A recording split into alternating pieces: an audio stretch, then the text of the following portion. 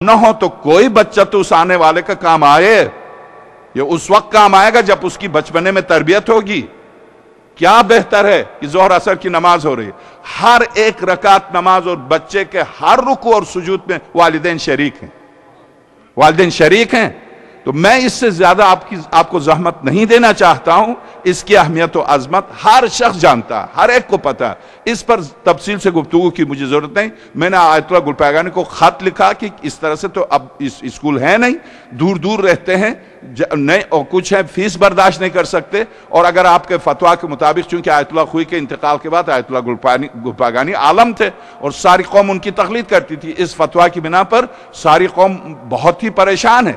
تو ان کا جو مسئلہ ہے میں بعد میں عرض کروں گا، بعد میں میرے سوال کے جواب میں آغا نے باقاعدہ تفصیل سے جواب دیا۔ تو میں عرض کروں کہ ابتدائی طور پر اگر ایک سہولت ہے تو اس کو آپ یہ کہہ کر کہ پتہ نہیں وہاں کیا ہوگا، بچہ وہاں، اتنا تو آپ کو اطمینان ہے کہ دنیا جائے جائے علی نہیں جائیں گے، حسن نہیں جائیں گے، حسین نہیں جائیں گے، اور میری زندگی کا ہدف یہی ہے، آپ کی زندگی کا ہدف یہی ہے۔ ایک صلوات بھیجیے۔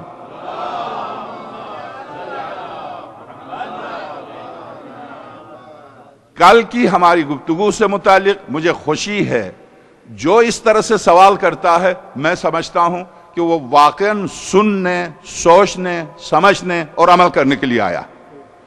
دین سننے، سمجھنے، سوچنے اور عمل کرنے کے لیے، اس کے 4 مرحلے ہیں، آخری چوتھا مرحلہ عمل ہے۔ سننا، سمجھنا، سوچنا اور سمجھنا، اور اس کے بعد اس پر عمل کرنا۔ جو شخص مجھ سے سوال کرتا بخدا میں اس سے خوش ہوں، مجھے کوئی ناراضگی نہیں ہے، وہ فون پر سوال کرے کہ وہ آیت کہاں ہے جہاں یعقوب نے یوسف کے سامنے سجدہ کیا تھا، میں لے کے آیا ہوں، میں آیت تلاوت کر کے آپ کی خدمت میں پیش کروں گا۔ اور مجھے خوشی ہے کہ اس نے گفتگو سنی اور جا کے اس نے فون کیا۔ مولانا اگر ان کا کہنا ہے کہ میری بحث ہو رہی تھی، اگر وہ آیت نمبر، میں نے ان سے وعدہ کیا کل ممبر پر آیت نمبر اور آیت پڑھ کے اس کا ترجمہ آپ کی خدمت میں پیش کروں گا، یقیناً وہ میرے سامنے، میں اس وقت آیت کی تلاوت کر کے اسی کی تفسیر آپ کی خدمت میں پیش کروں گا۔ بعض اولاً صلوات۔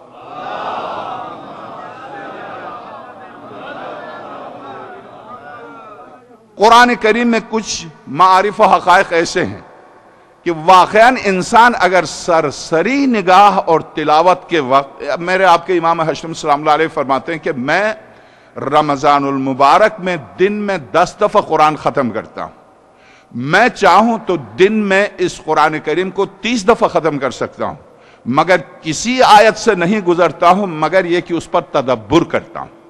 آقا امام رضا صلی اللہ علیہ کا ارشاد۔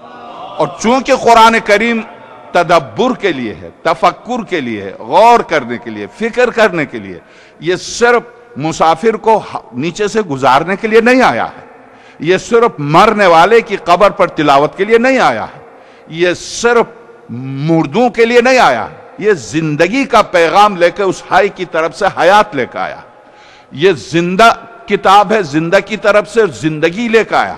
اس بنا پر اس کی ایک ایک آیت پر آپ توجہ دیں تو واقعاً اگر جس نے یہ کہا تھا بقول ہمارے ڈاکٹر تیجانی کے اور صالح الوردانی کے کہ اگر اس نے یہ کہا تھا سرور کائنات کی شان میں گستاخی کر کے ان الرجل لیحجر، بخاری کا جملہ ہے، وہاں عمر کا نام نہیں لایا، مگر قابل التواریخ نے، اسی طرح سے ناسخ التواریخ نے، اسی طرح سے مسند احمد ابن حنبل، وہ امام ہے، بخاری امام نہیں ہے۔ یعنی کیا مطلب؟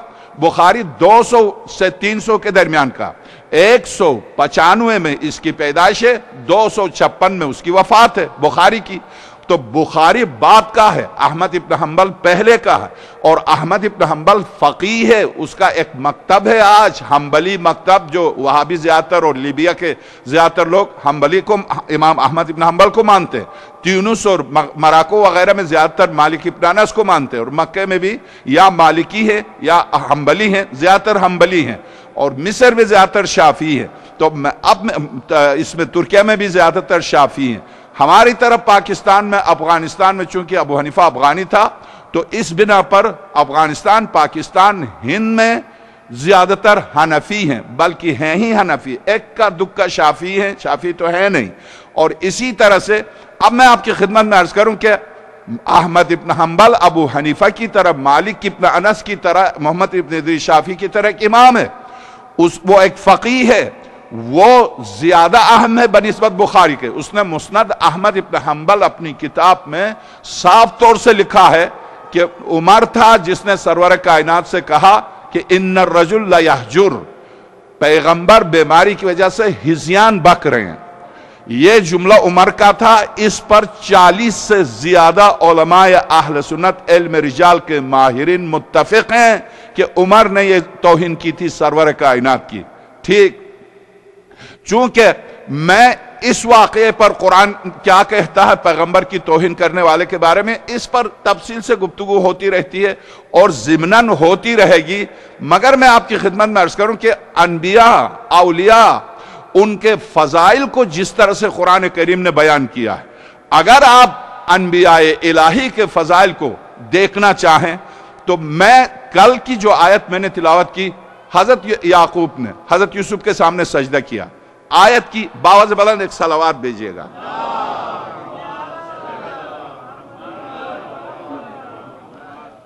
سورہ مبارکہ یوسف آیت نمبر 100، آیت نمبر ٹھیک 100، آیت نمبر 100، آیت نمبر 99 میں ارشاد ہوتا ہے قال سوف استغفر لکم ربی۔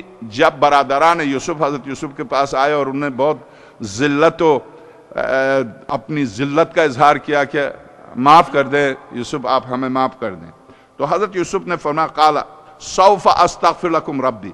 یہاں پہلے حضرت یوسف سے انہوں نے معافی مانگی، اب انہوں نے حضرت یعقوب سے معافی مانگی، سوف استغفر لکم ربی، ان قریب میں تمہارے لیے اپنے پروردگار سے مغفرت طلب کروں گا۔ حضرت یعقوب انہ هو الغفور الرحیم، یقیناً وہ معاف کرنے والا اور وہ عفو کرنے والا۔ فلما دخلوا علی یوسف، جب حضرت یعقوب، ان کی اہلیہ اور 11 بیٹے داخل ہوئے، میں ترجمہ عرض کر رہا ہوں، اشرف علی تھانوی کا ترجمہ مل جائے گا، کسی بھی دیوبندی کا یا کسی بھی بندی کا ترجمہ مل جائے گا آپ کو، وہاں جا کر آپ دیکھ لیں، ہمیں جو ترجمے ملتے ہیں ان کو دیکھ لیجیے گا، انگلش میں، اردو میں، کسی بھی زبان میں دیکھ لیجیے گا۔ فلما دخلوا علی یوسف، جب یہ قافلہ باپ، ماں اور بھائی داخل ہوئے علی یوسف، یوسف پر داخل ہوئے، آوا الیہ ابویہ، اپنی طرف لے کے گئے ماں اور باپ کو، ابویہ، وقالت ادخلوا مصر، آپ داخل ہو جائے مصر میں انشاءاللہ آمنین، خدا نے چاہا تو امن و سکون کے ساتھ۔ ورفع ابویہ، یہ آیت نمبر 99 تھی، اب آیت نمبر 100، ورفع ابویہ، اٹھایا والدین کو، غرض پہنچ کے یوسف نے اپنے باپ ماں کو تخت پر اٹھا کے، اٹھا کے بٹھایا، جیسے آپ کے سامنے یہاں تخت پر بیٹھے ہیں، تخت پر بٹھایا، رفع ابویہ علی العرش، عرش کہتے ہیں تخت کو، عرش پر لے جا کے ماں اور باپ کو بٹھایا۔ جیسے ہی اوپر لے کے گئے یوسف ماں اور باپ کو، اور پیچھے پیچھے سارے حضرت یعقوب کے بیٹے، وَخَرُّوا لَهُ سُجَّدًا، یوسف کے سامنے یعقوب، ان کی اہلیہ اور سارے بھائی، خَرُّوا لَهُ، انتہائی یعنی انکساری کے ساتھ، انتہائی خلوص کے ساتھ، خَرُّوا لَهُ سُجَّدًا، خلوص کے ساتھ، لہو یوسف کے لیے، خدا کے لیے نہیں، خدا کے لیے نہیں، خَرُّوا لَهُ یوسف کے لیے، سجدہ سجدہ کیا، وقال یا ابتی، جیسے ہی باپ سجدے میں گرے، ماں سجدے میں گری، بھائی سجدے میں گرے، تو حضرت یوسف نے کیا کہا؟ قال، حضرت یوسف نے کہا یا ابتی، بابا جان، ھذا تاویل رؤیایا من قبل، یہ وہی خواب ہے جو میں نے 36 سال پہلے دیکھا تھا۔ پتہ جو پہلی آیت میں نے تلاوت کی، یا ابتی انی رأیت 11 کوکبا والشمس والقمر رأیتہم لی ساجدین، بابا جان میں نے دیکھا کہ سورج اور چاند اور 11 ستارے میرے سجدے میں، تو مجھے یہاں خواب پر گفتگو نہیں کرنی ہے، کبھی خواب 36 سال لگتے ہیں اس کی تعبیر میں یا آیت، کبھی خواب آج دیکھا کل اس کی تعبیر ہوتی ہے، کبھی خواب جو آپ نے دیکھا اس کا الٹ ہوتا. خواب ایک الگ موضوع ہے, اس کے لیے قرآن کریم کی آیات بھری پڑی ہے, اور خاص طور سے مومن کا خواب وحی کا 70واں حصہ ہے. البتہ اگر خواب کسی نے نااہل سے معلوم کیا تو وہی ہوگا جو خلیفہ دوم سے بیچاری خاتون نے معلوم کیا, اور جو حشر ہوا اس کا وہی ہوگا. اور اگر جو اصل جاننے والے سے معلوم کیا تو وہی ہوگا جو امیر المومنین نے تعبیر کی. تو خواب کی تعبیر کا اہل سے سختی سے منع کیا گیا, نااہل کے سامنے خواب کو بیان نہ کرنا. یہ ایک ضمنی گفتگو تھی. یہاں پر میں آپ کی خدمت میں عرض کروں, آپ نے اب آیت نوٹ کیجئے گا, سورہ مبارکہ یوسف آیت نمبر 100. یوسف کے سامنے تخت کے اوپر یوسف کی ماں اور باپ اور 11 بھائیوں نے سجدہ کیا. کس کے لیے بولیں؟ یوسف کے لیے, خدا کے لیے نہیں. خروا لہ سجدا. آدم کے سجدے میں بحث ہے, تفصیلی بحث ہے. یا ملائکۃ اسجدوا لآدم, اے ملائکہ سجدہ کرو میرے لیے نہیں, لآدم. کل یہ نے کہا نا ہم نے تو خدا کے لیے کیا, نہیں, آدم کے لیے سجدہ کرو. وہاں جو سجدہ تھا آدم کے سامنے ملائکہ کا, علماء اہل سنت اور مکتب اہل البیت نے دو نظریے دیے. ایک نظریہ یہ کہ حکم خدا کا تھا سجدے کا, اگر ملائکہ نے آدم کو سجدہ کیا تو حکم خدا کو بجا لایا. اسے کہتے ہیں سجدہ تعبدی. جیسے خدا نے کہا اقیموا الصلاۃ, نماز پڑھو, ہم نماز پڑھتے ہیں, یہ ہے حکم تعبدی جس پر میں اور آپ سارے مسلمان عمل کرتے ہیں. جیسے خدا نے کہا آتوا الزکاۃ, زکات دو, زکات دیتے ہیں. وَاعْلَمُوا أَنَّمَا غَنِمْتُم من شیئن فَأَنَّ لِلَّهِ خُمُسُهُ وَلِرَسُولِهِ وَلِذِي الْقُرْبَى وَالْيَتَامَى وَالْمَسَاكِينِ. ہم خمس دیتے ہیں. یہ احکام ہیں تعبدی, یعنی خدا نے کام کرتے ہیں, درست. ایک تعویل یہ کی گئی ہے کہ خدا نے یہ کیوں کہا آدم کے لیے کرو, خدا نے اپنے لیے کیوں نہیں کرایا؟ تو یہاں تعویل یہ کی گئی ہے کہ آدم کی عظمت کے سامنے فرشتے جھک جاؤ. تو سجدے کی 2 قسمیں ہوئی, یا سجدہ تعبدی ہے, حکم خدا کے طور پر سجدہ ہوا, یا سجدہ تعظیمی ہے, عظمت آدم کے سامنے فرشتوں کو جھکائے. یہاں دونوں صورتیں نہیں ہیں, کون سا سجدہ ہے؟ حکم خدا تو ہے نہیں یعقوب کو کہ یوسف کے سامنے سجدہ کرو, جو ہم یہ کہتے ہیں تعبدی ہے. اور تعظیمی بھی نہیں ہو سکتا. تعظیمی اس لیے نہیں ہو سکتا, ناممکن ہے کہ بیٹا باپ سے عظیم ہو, اس لیے کہ عہدہ دونوں کا نبوت ہے. ہاں بیٹا نبی ہوتا باپ نبی نہ ہوتا تو نبوت کی بنا پر ہم کہتے بیٹا عظیم ہے, ٹھیک ہے باپ جھک گیا, نبوت کے سامنے جھک گیا. جب باپ بھی نبی بیٹا بھی نبی, سجدہ کون سا ہے یہ؟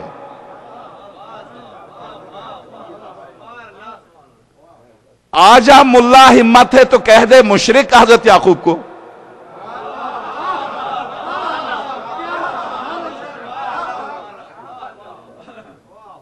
اگر تو نے ایک نبی خدا کو مشرک کہا تو صاف ظاہر ہوگا تیرا دین معاویہ والا ہے, انبیاء سے کوئی واسطہ نہیں ہے. اگر تو نے کہا نہیں شرک نہیں ہے تو پھر اگر بس اب آپ ذہن میں رکھیے, سجدہ کیا ماں نے بھی باپ نے بھی. عظمت کے اعتبار سے یوسف کو چاہیے تھا ماں باپ کے سامنے سجدہ کرے. وہ کیا یوسف اور یعقوب باپ بیٹے کا رشتہ تھا, نبی دونوں تھے. وہ کون سی اضافی صفت یوسف میں تھی جو یعقوب میں نہ تھی جس کے سامنے یعقوب جھکے؟ وہ کون سی اضافی صفت تھی؟ آپ تمام کتابیں تمام تفسیریں آپ کھنگالیے, کوشش کیجئے. یوسف اور یعقوب میں فرق یہ تھا کہ یوسف کو ولایت حاصل تھی, یعقوب کو صرف نبوت حاصل تھی. تو بس اب پتا چلا ولایت کے سامنے نبوت سجدے میں ہے, ولایت کے سامنے نبوت سجدے میں ہے. تو اب یہاں تو پتا چلا یعقوب نے ولایت یوسف کے سامنے سجدہ کر کے بتایا کہ نبوت ولایت کے سامنے سجدے میں ہے. یہ آیت آپ کے سامنے, یا ایھا الرسول بلغ ما انزل الیک من ربک. آگے کیا کہتی ہے آیت؟ بلغ ما انزل الیک من ربک وان لم تفعل فما بلغت رسالتہ. اگر یہ نہیں کیا تو آپ نے رسالت ناتمام. تو جب افضل انبیاء، گواہ انبیاء، امام انبیاء، عرش سے فرش تک جس کی رسالت وما ارسلناک الا رحمت للعالمین، اگر ولایت کا اعلان صرف اعلان نہ کرنے پر رسول نہ رہے تو ولایت کے سامنے جھکے بغیر ایک مسلمان تیرا اسلام کہاں ہے؟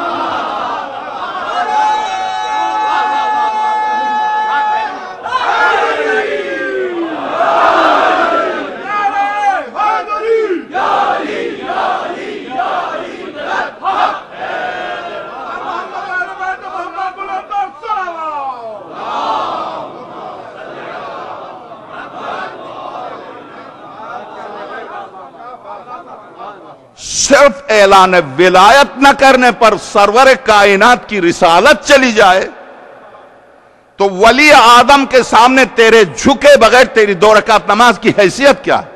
تیرے دین کی حیثیت کیا ہے؟ اسلام کی حیثیت کیا ہے؟ جبکہ تو جس رسول کا کلمہ پڑھتا ہے اس ولایت کے بغیر ان کی رسالت بارگاہ الہی میں قبول نہیں ہے۔ کہاں تیرا دین؟ کہاں تیرا ایمان؟ کہاں تیرا مکتب و مذہب؟ آئیے میں ولایت کے دروازے پر جا کے جھکتا ہوں، ٹھیک، اسے آپ شرک کہیے، میں اگر یہ شرک ہوتا تو اس کا ذکر ہی قرآن نہ کرتا کہ یعقوب نے غلطی کی۔ اس مکتب میں تو انبیاء غلطی کرتے ہیں، وہ مکتب ہی زلیخا والا ہے، یہ مکتب یوسف والا ہے۔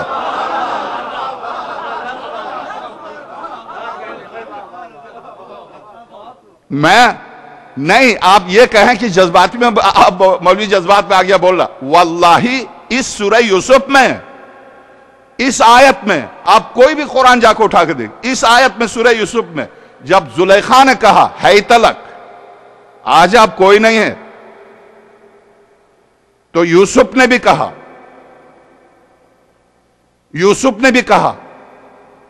یہاں یوسف نے کیا کہا، اس میں کیا کہتے ہیں؟ کوئی قرآن سوائے مکتبہ اہل البیت کے کوئی قرآن ترجمہ اٹھا کے دیکھیے کیا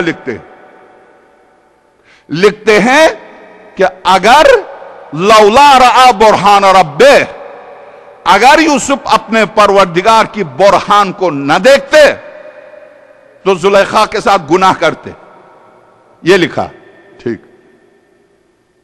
میرے امام ہشتم، امام ششم، امام ہفتم، امام پنجم نے کیا فرمایا؟ باقاعدہ امام ہشتم کے مناظرے پر ایک آیا، امام ہفتم نے فرمایا اس لیے قرآن اہل سے لو تو کم سے کم دین کے قریب تو ہو جاؤ گے، ابھی تو دین سے دور ہو کیونکہ تم قرآن نااہل سے لیتے ہو۔ کہہ تو دیا حسبنا کتاب اللہ، اس کے بعد ایک آیت بھی یاد نہیں تھی، تو قرآن اگلی آیت پڑھ لو، کیوں پیغمبر کے دامنے عصمت کو داغدار کرتے ہو؟ کیوں ایک پیغمبر الہی کی عصمت پر حملہ کرتے ہو؟ اے فرزند رسول، قرآن صاف طور سے کہتا ہے، قرآن کریم صاف طور سے کہتا ہے لولا رأى برہان ربی۔ یوسف کی نظر میں یہ جرم اتنا سنگین تھا، وَلَقَدْ حَمَّتْ بِهِ وَحَمَّ بِهَا، زلیخا نے چاہا تو یوسف نے بھی چاہا۔ یہ نہیں بتا رہا قرآن کہ زلیخا نے کیا چاہا تھا، یوسف نے کیا چاہا تھا۔ تو جو زلیخا صفت تھے انہوں نے معصوم یوسف کو بھی اسی میں لپیٹا، جو یوسف صفت تھے انہوں نے معصوم کو معصوم مانا، جو یوسف صفت تھے انہوں نے کہا نہیں۔ وَلَقَدْ حَمَّتْ بِهِ، زلیخا نے چاہا زنا، مگر یوسف نے کیا چاہا؟ یوسف کی نگاہ میں یہ جرم اتنا سنگین تھا، اگر وہ زور دیتی تو یوسف قتل کر دیتا۔ اگلی آیت کیا کہتی ہے؟ خدا نے تجھے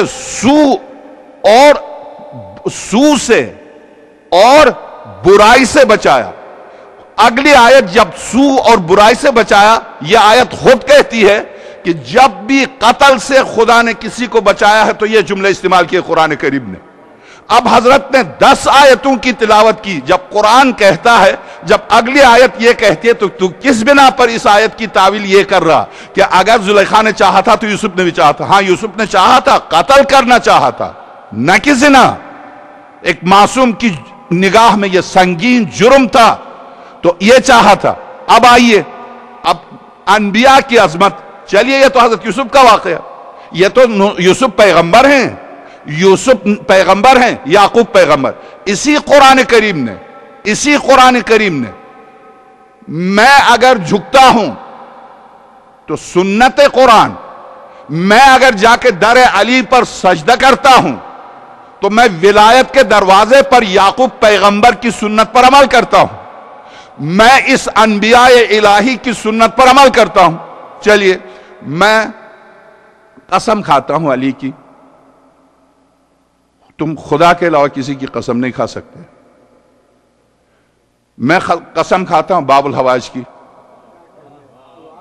تم خدا کے علاوہ کسی کی قسم نہیں کھا سکتے. میں قسم کھاتا ہوں آقا حسین کی, تم خدا کے علاوہ کسی کی قسم نہیں کھا سکتے. ٹھیک, اب آئیے میں ہوا مشرک, تو اے شرک کا دفتر کھول کے تقسیم کرنے والے, آجا تو خدا کے بارے میں بھی فتویٰ لگا لے, خدا کے بارے میں. بسم اللہ الرحمن الرحیم. سورہ قرآن کریم کے 114 سورتوں میں سے سورہ نمبر 100, سورہ العادیات, یہ مکی سورہ ہے, والعادیات ذبحا فالموریات قدحا فالمغیرات صبحا فَأَثَرْنَ بِهِ نَقْعًا فَوَسَطْنَ بِهِ جَمْعًا. ٹھیک ہے, میں صرف ترجمہ عرض کرتا ہوں. ہاں, غازیوں کے سرپٹ دوڑانے والے گھوڑوں کے ٹاپوں کی قسم. ٹھیک, میرا خدا جن گھوڑوں کے ٹاپوں کی قسم کھا رہا ہے. میرا ایک سوال ہے مسلمانوں سے, خدا کیوں نہیں کہتا مجھے میرے پیغمبر کی قسم, علی کی قسم, حسن کی قسم, حسین کی قسم, زہرا کی قسم, کیوں نہیں کہتا خدا؟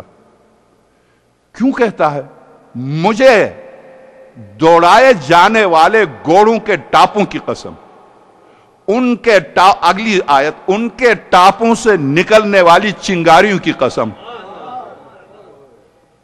کیوں گھوڑوں کے ٹاپوں کی قسم کھا رہا خدا؟ خدا کی قسم, خدا نے جو عظمت دی ہے وہ عظمت میرے آپ کے بس میں نہیں ہے. ہم اس منزل تک پہنچ نہیں سکتے, ہم اس مقام تک نہیں پہنچ سکتے.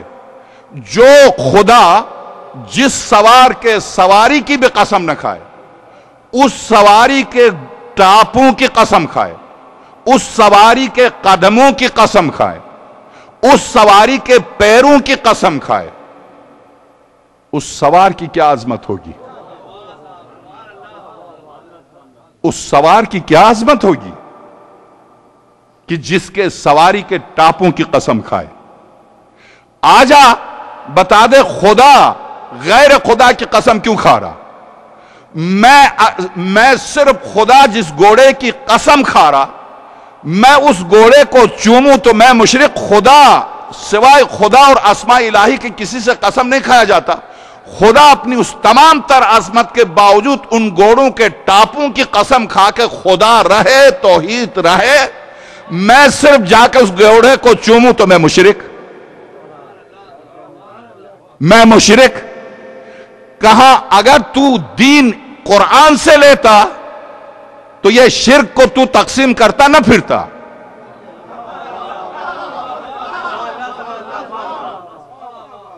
تو شرک کو تقسیم کرتا نہ پھرتا. آئیے آگے چلیے. آج کی میری ساری گفتگو صرف قرآن سے. قرآن کریم میں لے کے آیا ہوں, ان کی اس کی صالح الوردانی کی کتاب میرے پاس ہے, مگر میں وعدہ کرتا ہوں کہ واقعاً آپ اس کی جب میں شروع کروں گا. آئیے آگے. میں جاتا ہوں پیغمبر خدا کی زیارت کرتا ہوں, میں جاتا ہوں انبیاء الہی کی زیارت کرتا ہوں. مکتبہ اہل البیت, انبیاء الہی کی زیارت کرتے آپ. خداوند عالم نے کیوں حج کا جز قرار دیا ہے ہاجرہ اور اسماعیل کی قبر کو؟ کیوں طواف کا حصہ قرار دیا؟ تمام مسلمان متفق ہیں اس بات پر کہ جہاں پرنالہ ہے خانہ کعبہ کی چھت کے نیچے، اس پرنالے کے پیچھے آپ نے دیکھا چار دیواری ہے، اس چار دیواری کا اندر کیا ہے؟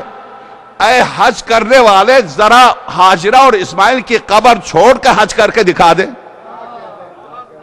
سارے فقہا متفق ہیں ان کی قبر چھوڑ کر حج باطل ہے۔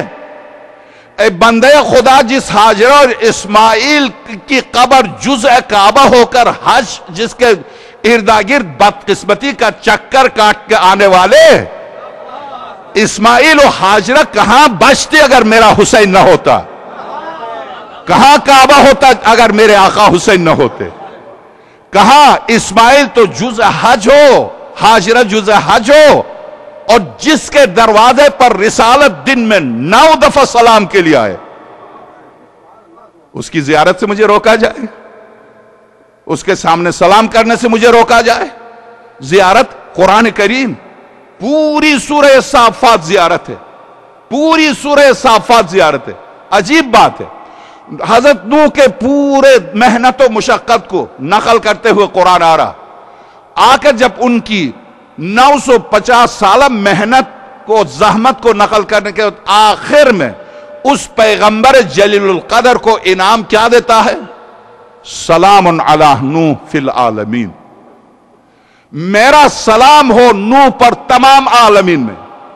اے انسان، نوح جب زندہ تھا، بشری صورت میں اس دنیا میں تھا، تو جہاں تھا وہی تھا۔ اب تو انتقال کے بعد نوح عالمین میں ہے۔ جب عالمین میں ہے اور خدا نے ان کو عالمین کا بنایا ہے ان کی وفات کے بعد، تو اس وقت نوح سے استفادہ صرف وہی کر سکتے تھے جو سامنے تھے۔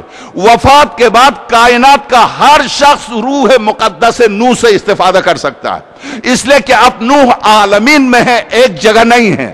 ایک آگے چلی آیت، ابراہیم خلیل کی گفتگو کرتے ہوئے آ کے آخر میں کیا کہا؟ سلام علی ابراہیم، میرا سلام ہو ابراہیم پر۔ اسی طرح سے گفتگو کرتے ہوئے آ کے قرآن نے کیا کہا؟ سلام علی موسیٰ، موسیٰ پر سلام ہو، وہارون، اور ان کے بھائی ہارون پر سلام۔ اسی طرح سے آگے چل کے سلام علی الیاسین، اور آخر میں سلام علی المرسلین۔ تو خدا گزشتہ انبیاء الہی پر سلام بیچنا یہ سنت الہی ہے۔ میں اگر انبیاء کی زیارت کے لیے جاتا ہوں تو کیا کہتا ہوں؟ یہی تو کہتا ہوں، السلام علیک یا آدم، السلام علیک یا نوح، السلام علیک یا ابراہیم۔ یہ سنت الہی ہے۔ آئیے، آپ اگر انبیاء کی حقیقت کو نہیں سمجھتے اور نہیں سمجھیں گے، چونکہ اگر آپ سمجھتے تو ان سارے انبیاء کے امام کو نہ کہتے، یہ نہ کہتے، یا اس شخص کو کم سے کم رد کر دیتے۔ کم سے کم آج کا جدید مسلمان یہ کہتا کہ ہاں اس نے توہین کی، ہاں اس نے جسارت کی، ہم اس کو نہیں مانتے، ہم اس روایت کو نہیں مانتے، کم سے کم یہی کہتے۔ میری حیرت اس وقت انتہا تک پہنچتی ہے جب عمر کی صفائی پیش کرتے ہوئے، یعنی ابھی اس نے صالح الوردانی نے لکھا، عمر کی صفائی پیش کرتے ہوئے، ہاں اگر اس نے کہا تھا تو غلط نہیں کہا تھا، اس لیے غلط نہیں کہا تھا کہ وہ جانتا تھا کہ دین مکمل پہنچا چکے ہیں، اب کسی وصیت کے لکھنے کی ضرورت نہیں تھی۔ اس کے پیش نظر وہ اپنے علم کی بنیاد پر اس نے اگر پیغمبر سے کہہ دیا تو کیا ہوا؟ یعنی عمر کا دفاع واجب اور پیغمبر کا دفاع نہیں۔ یعنی سرور کائنات کا احترام جاتا تو جائے مگر عمر بچ جائے، اگر پیغمبر کا احترام جاتا تو جائے مگر ابوبکر بچ جائے، پیغمبر کا احترام جاتا تو جائے مگر عمر بچ جائے۔ تو تیرا دین عمری ہے یا محمدی ہے؟ تو کیا خاتم الانبیاء کو پیغمبر مانتا ہے یا عمر کو؟ ایک بات ہم سے کہا جاتا تم علی کو بڑھاتے ہو، اور ہم نے آج تک کوئی روایت صرف مکتب اہل البیت سے نقل نہیں کی، اور میں نے چیلنج کیا تھا ایک ضعیف سی روایت کسی شیعہ کتاب سے نکال کے دکھا دے، امیر المومنین کی شان میں گستاخی کی، ایک روایت معمولی سی گستاخی کی، تو اپنی بنومے کی لکھوائی کتابوں سے لے کر آیا اور کہا کہ یہ ساری سورہ نساء کی آیت جو اتری ہے شراب کے بارے میں، علی کے بارے میں اتری ہے، یہ تیرے باپ دادا نے لکھا ہے۔ ہم اس مذہب کو مانتے نہیں ہیں جو تیرے باپ دادا کا ہے، ہم اس اس مذہب کو مانتے جو خاتم الانبیاء علی اور فاطمہ و حسن و حسین لے کر آئے. تو ہمارے مکتب سے، میں اپنے مکتب سے جو روایت پیش کروں گا، میں اپنے مکتب سے پیش کرنے سے پہلے اہل سنت کے مکتب سے پیش کیے بغیر قسم بخدا میں اپنے مکتب سے پیش نہیں کروں گا. اگر تجھ میں ہمت ہے تو آجا. مناظرے کا تو سلیقہ یہی ہے کہ تو میرے مقابلے پر میری روایت کو میرے منہ پر مار دے، میں تیرے مقابلے پر تیری روایت کو لے کر آؤں. ایک صلوات بھیجیے.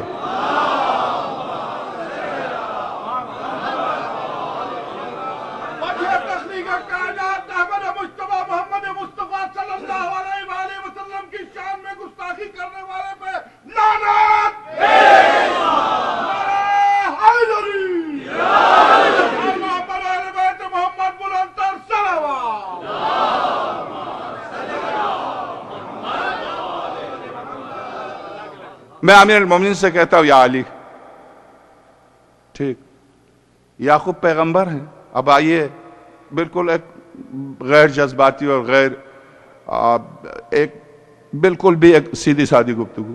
ظاہر ہے یعقوب پیغمبر ہیں، یوسف بیٹا ہے.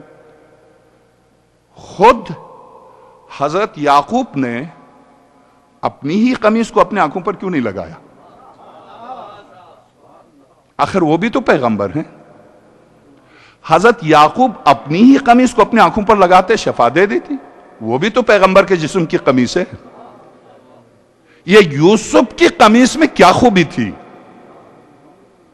خود اپنی قمیص لگاتے، اپنی قمیص اپنے آنکھوں پر لگاتے، اپنا ہاتھ دست رسالت، دست نبوت، دست عصمت، دست عظمت، دست الہی.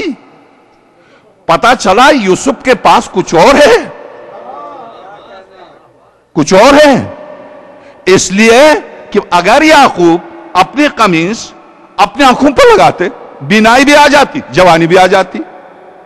یہ یوسف ہی کی قمیص میں کیوں یہ اثر تھا کہ جب یوسف کی قمیص، ایک صلوات بھیجے گا،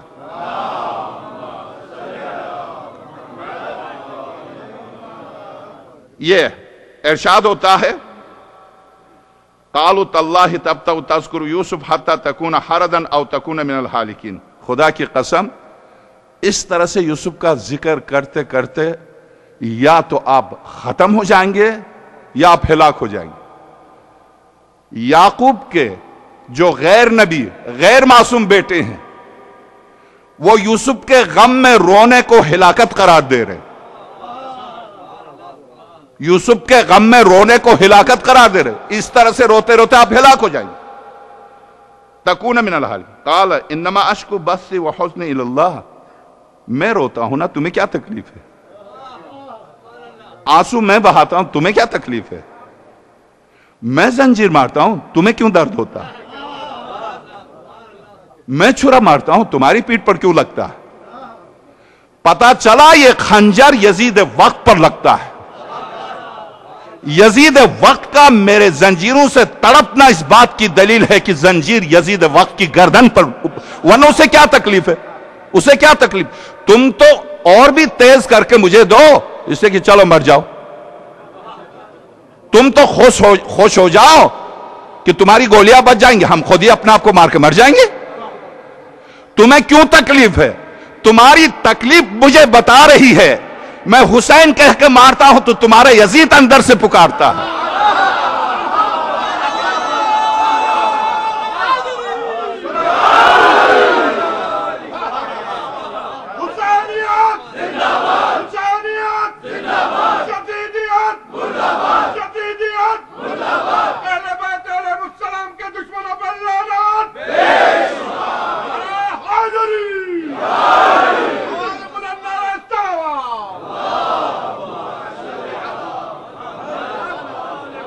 خون میرا نکلتا ہے، جسم میرا کٹتا ہے، گوشت میرا گر جاتا. تکلیف تمہیں کیوں ہو رہی ہے؟ تکلیف تمہیں کیوں ہو رہی ہے؟ اس کے معنی کہ تو نے جو اندر یزید کو چھپایا، ہم بھی تو زنجیر اس لیے مار رہے ہیں کہ اس ملعون کو تلاش کر رہے ہیں. مل تو جائے کہیں، مل تو جائے. ہم تلاش کر رہے ہیں. ہم روتے اس لیے کہ ابھی تک وہ خبیث ملا نہیں ہے. وہ ملعون ملا نہیں ہے جس نے زہرا کی بیٹیوں کو رلایا، وہ ملا نہیں ہے۔ تو کب تک چھپائے گا؟ آئے گا دلوں کو ٹٹولنے والا، اب قریب ہے۔ تو اب آئیے آپ آگے دیکھیے، انما اشکو بثی وحزنی الی اللہ۔ میرے بیٹو تمہیں کیا تکلیف ہے؟ میں روتا ہوں، تمہیں کیوں تکلیف ہے؟ میں اپنے بارگاہ الہی میں شکایت کرتا ہوں، میں یوسف کے غم میں روتا ہوں تو میں روتا ہوں، تمہیں تو کوئی تکلیف نہیں ہونی چاہیے۔ الی اللہ وعالم من اللہ ما لا تعلم۔ اس رونے کا جو اجر ہے میں جانتا ہوں، تم کیا جانو۔ وعالم من اللہ ما لا تعلم، اللہ کی طرف سے اس رونے کی فضیلت جو میں جانتا ہوں تم نہیں جانتے۔ پتا چلا اولیاء الہی پر رونا خود ایک نماز ہے، خود ایک فضیلت ہے۔ نبی خدا آگے چلیے، یا بنی اذهبوا فتحسسوا من یوسف واخیہ، میرے بیٹو جاؤ یوسف اور یوسف کے بھائی کو تلاش کرو۔ آخی ولا تیأسوا من روح اللہ، روح رحمت خدا سے مایوس نہ ہو، انہ لا ییأس من روح اللہ الا القوم الکافرون، رحمت خدا سے مایوس نہیں ہوتے سوائے قوم کافر۔ فلما دخلوا علیہ قالوا یا ایھا العزیز مسنا واہلنا الضر وجئنا ببضاعۃ مزجاۃ فاوف لنا الکیل وتصدق علینا ان اللہ یجزی المتصدقین۔ جب داخل ہوئے حضرت یوسف پر یعنی عزیز مصر پر ان کی نظر میں، اور کہا کہ اے عزیز مصر ہم پر رحم کیجئے، تصدق کیجئے، بہت ہی ہمیں ستایا قحط نے ہم آپ کی بارگاہ میں۔ قال هل علمتم ما فعلتم بیوسف واخیہ، کیا تم اب بھی نہیں جانتے ہو کہ تم نے یوسف اور ان کے بھائی کے ساتھ کیا کیا؟ اذ انتم جاہلون، جب تم جاہل تھے، جب تم جاہل تھے۔ بخدا اس میں جو نقطے ہیں وہ میں نہیں، وقت مجھے اجازت نہیں دے رہا۔ جب تم جاہل تھے، پتا چلا جب تم جاہل تھے، حضرت یوسف کا جملہ اپنے بھائیوں کے لیے۔ نبی کے بیٹے بھی اگر جاہل ہوں تو نبوت شناس نہیں ہے۔ نبی کے بیٹے ہیں مگر چونکہ نبوت شناس نہیں ہیں، تو ایک نبی خدا خود اپنے سگے بھائیوں سے فرما رہا تم جاہل تھے۔ تو جب ایک یعقوب سے پیدا ہونے والے بچے نبی نہ تو باپ کو سمجھ سکے نہ بھائی کو، نہ باپ کو سمجھ سکے، باپ سے کہہ رہے ہیں ہلاک ہو جاؤ گے۔ آگے اس سے پہلے ایک آیت گزر، مجھے حیرت ہے اس پر، جب انہوں نے آ کے کہا بیڑیا کھا گیا یوسف کو، بالکل ابتدائی آیات، بیڑی کھا گیا۔ آپ جانتے ہیں حضرت یعقوب نے کیا کیا؟ غور کیجئے، حضرت یعقوب صحرا میں گئے، ان بچوں سے کہا آؤ دکھا دو کہاں میرا یوسف کھا گئے۔ ناممکن ہے کہ میرا یوسف بیڑیے کھا جائے، انبیاء کو درندے نہیں کھاتے، میرا یوسف درندے نہیں کھا سکتے۔ بیٹوں نے آ کے دکھایا، جب دیکھ یہ تبری، تاریخ، کامل التواریخ، ابن اسیر، تبری، یہ سارے مورخین آپ اٹھا کے دیکھیے گا، کہتے ہیں جب حضرت یعقوب آئے آواز دی، سارے بیڑیے جمع ہو گئے، سارے بیڑیے جمع ہو گئے۔ حضرت یعقوب نے کہا تم میں سے کس نے میرا یوسف کھایا؟ ایک بیڑیا آ کے یعقوب کے قدموں پر گرا، کہا اے پیغمبر خدا، کیسے ممکن ہے کہ ہم یہ ہمت کریں ایک نبی کو کھا جائیں؟ سمجھتے ہیں آپ؟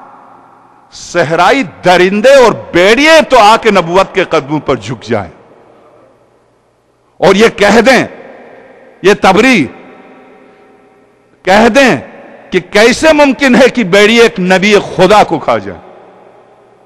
تو پتہ چلا جس نے انبیاء اور انبیاء کی اولاد کی توہین کی وہ بیڑیے سے۔ تو قرآن کریم جب اس طرح کے بلمباور ایک صحابی تھا حضرت موسیٰ کا، جب اسے کتے سے تشبیہ دیتا ہے تو یہ قرآن ایک مثال دے رہا۔ قرآن کریم کی مثال کسی فرد، کسی زمانہ، کسی اثر سے متعلق نہیں ہے، مثال دے رہا۔ کیا مطلب؟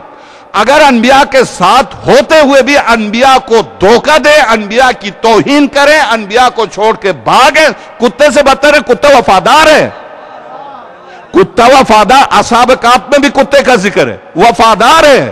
اس کا ذکر اولیاء اللہ کے ساتھ آیا، اس لیے کہ اصحاب کہف اولیاء اللہ ہیں، خدا کے اولیاء ان کے ساتھ۔ ایک انسان ہوتے ہوئے، سورج کو پلٹاتے ہوئے دیکھتے ہوئے، چاند کو دو ٹکڑے کرتے ہوئے دیکھتے ہوئے، کھڑے درخت کو بلاتے ہوئے دیکھتے ہوئے، دیوار کو سونے میں، مردوں کو سارے قریش کے 1000 سال پہلے کے مردوں کو زندہ کرتے ہوئے دیکھتے ہوئے، یہ سارے معجزات دیکھتے ہوئے خاتم الانبیاء سے یہ کہہ دے ہذیان بک رہا ہے، یہ انسان بہتر ہے جو یعقوب کے سامنے قدموں پر گرے وہ بڑھیا بہتر ہے؟ یہ انسان بہتر ہے یا ان اصحاب کہف کی حفاظت کے لیے، اولیاء اللہ کی حفاظت کے لیے لیٹا ہوا غار میں وہ کتا بہتر ہے؟ آخر کیوں قرآن کریم اس طرح کی مثالیں دے رہا؟ کہیں گدھے کی مثال، کہیں کتے کی مثال کیوں دے رہا؟ بس میں اب معذرت خواہ ہوں، چونکہ آج مجلس تھوڑی سی ظاہر ہے ضروری امور کی وجہ سے ذرا سی دیر سے شروع ہوئی، اس بنا پر میں اپنی منزل تک نہیں پہنچ سکا، ورنہ آیات قرآن کریم کی میں لے کر آیا تھا۔ آخر خدا سورہ واقعہ قمر کی آخری آیت میں جو کہتا مقعد صدق عند ملک مقتدر، آپ کیا تفسیر کرتے ہیں اس آیت کا، کیا ترجمہ کرتے ہیں آپ؟ خدا نے کچھ انسانوں میں سے کچھ ہستیوں کے لیے مقعد صدق، صداقت کے صوفے دست قدرت سے اپنے پہلو میں رکھ دیے ہیں، عند ملیک مقتدر، ملیک مقتدر کے ساتھ اپنے ساتھ کچھ ہستیوں کے لیے سیٹیں رکھی ہیں تاکہ وہ بیٹھ جائیں۔ یہ صوفے یہ اسپنج کے نہیں ہیں، یہ کپاس کے نہیں ہیں، یہ لکڑی کے نہیں ہیں، مقعد صدق یہ صداقت کے ہیں۔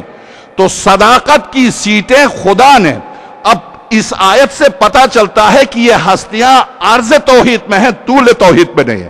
یہ میں ایک علمی نقطہ کہہ گیا، میں اس کی وضاحت نہیں کرتا۔ یہ ہستیاں اسی لیے حضرت امام خمینی رضوان اللہ تعالی علیہ اس آیت کی تفسیر میں کہتے ہیں یہ ہستیاں طول میں واقع نہیں ہے، توحید کے عرض میں واقع ہیں۔ عجب ہے یہ بات عجب، آپ سوچئے جب آپ لکھتے ہیں 1 2 3 4 عرض میں لکھتے ہیں، ایک مرتبہ آپ طول میں لکھتے ہیں اوپر سے نیچے کی طرف 1 2 3 4، جب نیچے کی طرف لکھتے ہیں تو اسے کہتے ہیں طول، اور جب سامنے کی طرف لکھتے ہیں تو اسے کہتے ہیں عرض۔ عرض میں جو چیز آتی ہے ایک کے بعد ساتھ ہی آتی ہے، اس کے نیچے نہیں آتی ہے۔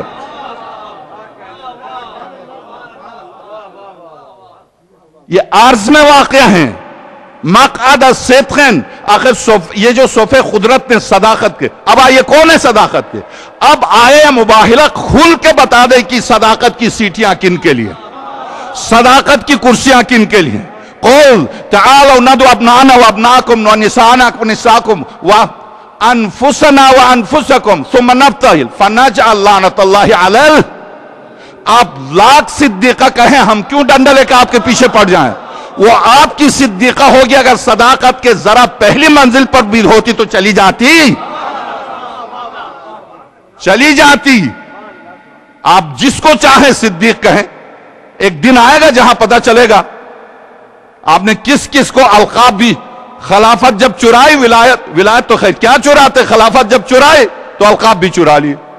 بخدا اسی شخص نے میں جب پاکستان میں تھا ایک رسالہ چھاپا توحید کے نام سے، چھوٹا سا، ڈاکٹر اسرار نے، توحید کے نام سے۔ جب میں نے اس کو پڑھا، اس نے اپنے نام سے وہ رسالہ چھاپا توحید، اس کے اندر توحید ذات مقدس پر گفتگو تھی۔ جب میں نے پڑھا، مولا کائنات کے نہج البلاغہ کا پہلا خطبہ تھا جسے ایک لفظ تبدیل بھی نہیں کر سکا، ایک لفظ ترجمہ نقل کر کے اپنے نام سے چھاپ دیا۔ کب تک تم دین میں چوری کرتے رہو گے؟ کب تک؟ عجب ہے۔ بس میں یہاں پر رک کر انشاءاللہ، آج چونکہ مجھ سے پہلے کی ان گزارشات کی وجہ سے ہو سکتا ہے کہ وہ تقریر جو میں تیار کر کے لایا تھا شاید میں اپنی منزل تک نہیں پہنچ سکا، اس کے لیے آپ سے معذرت خواہ ہوں اور معافی چاہتا ہوں آپ سے، پوری قوم سے، ماؤں سے، بہنوں سے، آپ سے۔ مگر جس منزل تک میں پہنچنا چاہتا تھا اس منزل تک قرآن کی پوری مکمل ایک فہرست مرتب کر کے لے کر آیا تھا، چونکہ وقت نکل گیا۔ میں عرض کروں کہ آخر کن گھوڑوں کے ٹاپوں کی قسم کھا رہا خدا؟ اے خدا، براہ راست تو ان ہستیوں کا نام لے کر قسم کھاتا، تو آواز آئے گی میں نے کب پورے قرآن میں میرے حبیب کے نام سے پکارا؟ جس گھر کا ہر فرد محمد ہو، میں احترام کا نام نہیں لیتا۔ خاتم الانبیاء کو کبھی یا محمد کہہ کے قرآن نے پکارا؟ نہیں۔ یاسین، طٰہٰ، یا ایھا المزمل، یا ایھا الرسول، یا ایھا النبی انا ارسلناک شاہدا ومبشرا ونذیرا وداعیا الی اللہ۔ قرآن نے نوح کی طرح، آدم کی طرح، موسیٰ و عیسیٰ کی طرح خاتم الانبیاء کو نہیں پکارا۔ کیوں؟ عظمت، محبت. کبھی محبت کی دلیل یہ ہے کہ جب آپ محبوب کو پکارے تو پھول سے تشبیہ دیں، محبوب کو پکارے تو چاند اور سورج سے تشبیہ دیں. قرآن نے خاتم الانبیاء کو اس طرح سے پکارا. اور جب نواسوں کو پکارا، والتین والزیتون وطور سنین، قسم ہے تین کی اور زیتون کی. تفسیر صافی، قسم ہے مجھے حسن کی اور حسین کی. قرآن نے ان ہستیوں کو القاب سے پکارا ہے، پکارا قرآن نے القاب سے، چونکہ خاتم الانبیاء کا حصہ ہیں یہ. جب خاتم الانبیاء کو نام سے نہیں پکارا تو ان کو نام سے کیوں؟ اسی کا حصہ ہیں، یہ رسالت کا حصہ ہیں، اسی طرح سے پکارا. بس آج میں انہی گھوڑوں میں سے ایک سوار اور سواری کی آپ کی خدمت میں پیش کروں گا. وما ارسلناک الا رحمت للعالمین. جب منزل زبالہ سے آگے بڑھے، کربلا سے ایک منزل پہلے، ہور فوج یزید کو 1000 فوج کو لے کے گیا آقا حسین کو روکنے کے لیے. عبید اللہ ابن زیاد لعنت اللہ علیہ نے ہور کو 1000 فوج کا سربراہ بنا کے راستے میں بھیجا. راستے میں جب بھیجا، یہ فوج جب راستے میں گئی ہے تو ایسی جگہ پر پہنچی جہاں پانی نہیں تھا. اور روایت یہ اہل سنت کی بھی اور مکتبہ اہل البیت میں بھی روایت یہی ہے کہ ان کے گھوڑے بھی قریب المرگ تھے اور یہ انسان بھی، پیاس کی وجہ سے. سید الشہداء سلام اللہ علیہ نے اس سے ایک منزل پہلے سب سے فرمایا تھا مشکیزیں بھر دو، اس کے بعد کربلا تک پانی نہیں ہے. مشکیزیں بھر کے پانی لے کے آئے تھے. جب ہور اپنی فوج کو لے کر آقا حسین کی بارگاہ میں پہنچا تو آقا حسین نے ان سے کوئی گفتگو نہیں کی. گفتگو سے پہلے باب الحوائج سے فرمایا، اے میرے پہلوان عباس، ان پیاسوں کو پانی پلا دو. آقا باب الحوائج نے کھڑے ہو کر پانی پلایا. صاحبان عزا، راوی کہتا ہے میں نے دیکھا کوفے کا ایک شخص بہت دیر سے پہنچا اور بڑی مشکل سے پہنچا، پہنچتے ہی گر گیا. جب گر گیا تو اس کو پانی پلانے کے لیے خود آقا حسین گئے. آقا حسین کے ہاتھ میں مشکیزہ تھا اور حجازی عربی الگ تھی، عراقی الگ تھی. حجازی عربی میں ایک جملہ فرمایا، اے میرے بھائی عراقی، تو بہت پیاسا ہے، لے لے، تو پکڑ لے. تو اس سے مشکیزہ نہیں پکڑا جا رہا تھا. حضرت نے اپنی حجازی زبان میں فرمایا، اچھا تو پی لے، میں پکڑتا ہوں. وہ اس کی سمجھ میں یہ لفظ نہیں آیا. تو جب اس نے پیاس کی وجہ سے شدت سے تڑپ رہا تھا، یہ لے تو پی لے، اس کے منہ کے قریب حضرت نے خود اپنے دست مبارک سے اسے اپنے دست مبارک سے مشکیزے کو اس کے منہ پر لگایا. اس نے گھونٹ گھونٹ پانی پیا. اس کے بعد حضرت نے فرمایا باب الحوائج سے کہ ان کے گھوڑوں کو بھی پانی پلا دو، گھوڑوں کو بھی پانی پلاؤ. جب گھوڑوں کو بھی پانی پلایا، اس دوران نماز کا وقت آیا. جب نماز کا وقت آیا تو حضرت نے فرمایا، ہور تو اپنی جماعت کے ساتھ نماز پڑھ لے، ہم اپنی جماعت کے ساتھ نماز پڑھتے ہیں. ہور نے کہا نہیں مولا، یہ کیسے ہو سکتا ہے کہ آپ کو چھوڑ کے میں نماز پڑھا دوں. اس سے پتا چلتا کہ ہور کے خون میں ولایت تھی. یہ کیسے ممکن ہے کہ حسین کو چھوڑ کر میں نماز پڑھا دوں؟ یہ نہیں ہو سکتا. ہور کی 1000 فوج نے آقا حسین کے پیچھے نماز پڑھی. نماز پڑھ. اب آئیے نماز پڑھنے کے بعد بخدا ان مجالس کو پوری توجہ سے سنیں. اس مجالس سے جو حسینیت ملتی ہے، جو ولایت ملتی ہے، یہ وہی ولایت ملتی ہے جو یوسف کی ولایت یعقوب کے پاس تھی. یہ وہی ولایت ملتی ہے. جب نماز پڑھ رہے ہیں اس کا مطلب یہ نمازی ہیں، اس کا مطلب یہ نمازی ہیں، نماز پڑھ رہے ہیں. اور کیوں آئے ہیں؟ رسول کی نماز جس کے لیے رک جائے اس کو شہید کرنے آئے. رسالت کی نماز اگر ذرا سا رسالت سر کو اٹھا دے سجدے سے جب تک حسین نہ ہٹے، اس وقت تک اگر رسالت سر اٹھائے تو روایت کہتی ہے جبریل آ کے کہا، اے حبیب خدا، خدا کا حکم ہے جب تک حسین اپنی مرضی سے دوش رسالت سے نہ اترے، آپ کے دوش پر حسین ہے، بے شک سجدے کو طول دیجئے. سجدے کو طول دے رہے. بہت اچھا کہا ہے کسی شاعر نے اور خوبصورت انداز میں اس نے، میر حسن میر نے خوبصورت انداز میں اس شعر کو پیش کیا تھا. ظاہر ہے میری آواز ایسی نہیں ہے. کیا خوبصورت انداز میں جس وقت رسالت نے سجدے کو طول دیا تو اس وقت میرے آقا حسین 2 سال کے تھے. اسی وقت خدا کی بارگاہ میں ننھے سے ہاتھ بلند کر کے فرمایا تھا تو نے جو میرے اوپر قرض رکھا ہے میں بھی حسین ہوں, اس قرض کو ادا کر دوں گا, میں اس قرض کو ادا کر دوں گا. اس ننھے سے ہاتھوں کو بلند کر کے کہا تھا یہ جو رسالت کو روک کے مجھے رسالت کی گردن پر سوار کرا کے یہ عظمت دی ہے اس کا حق میں ادا کر دوں گا, میں بھی حسین ہوں. واقعاً میں عرض کروں کہ وہ پیغمبر خدا کی نبات جس حسین کے لیے رک جائے, وہ حسین اب جب حر نے آ کے کہا کہ آپ کو میں نہیں جانے دوں گا, جیسے ہی وہ تفصیلی گفتگو میں نہیں جانے دوں گا, جب حر نے یہ جملہ کہا تو میرے آقا باب الحوائج کہ مولا کائنات نے آقا حسین سے فرمایا تھا حسین جب جنگ پر جاؤ تو 2 بنو ہاشم 2 جوانوں کو ایک ساتھ نہیں بھیجنا, اس لیے کہ ہمارا مقصد ان انسانوں کا قتل عام نہیں ہے, ورنہ میں علی کافی تھا صفین میں, ورنہ میرا محمد کافی تھا جنگ جمل میں, میرا عباس کافی تھا جنگ اس میں جنگ صفین میں. ہمارا ہدف ان کو قتل عام کرنا نہیں ہے, حقیقت سمجھانا.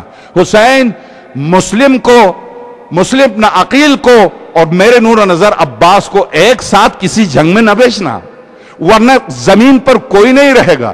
اس لیے کہ عباس ہم عام طور سے باب الحوائج کا نام لیتے ہیں خاکم بدہن کہ اس ولایت پوری ولایت نے زندگی بھر جو دعائیں مانگی تھی علی کی دعاؤں کا مجموعہ عباس ہے. جو علی کی دعاؤں کا مجموعہ عباس ہو, اس عباس کی رگوں میں کیا خون تھا, کیا غیرت تھی, کیا طاقت تھی.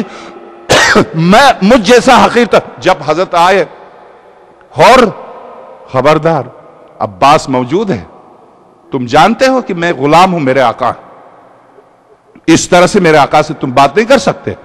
حور نے جب جیسے ہی ہاتھ بڑھایا ذوالجناح کی طرف تو آقا ابوالفضل عباس آئے سامنے, یہ تو اپنے ہاتھ کو روک دے, اسی وقت تجھے اٹھا کے پھینک دوں گا, روک دے.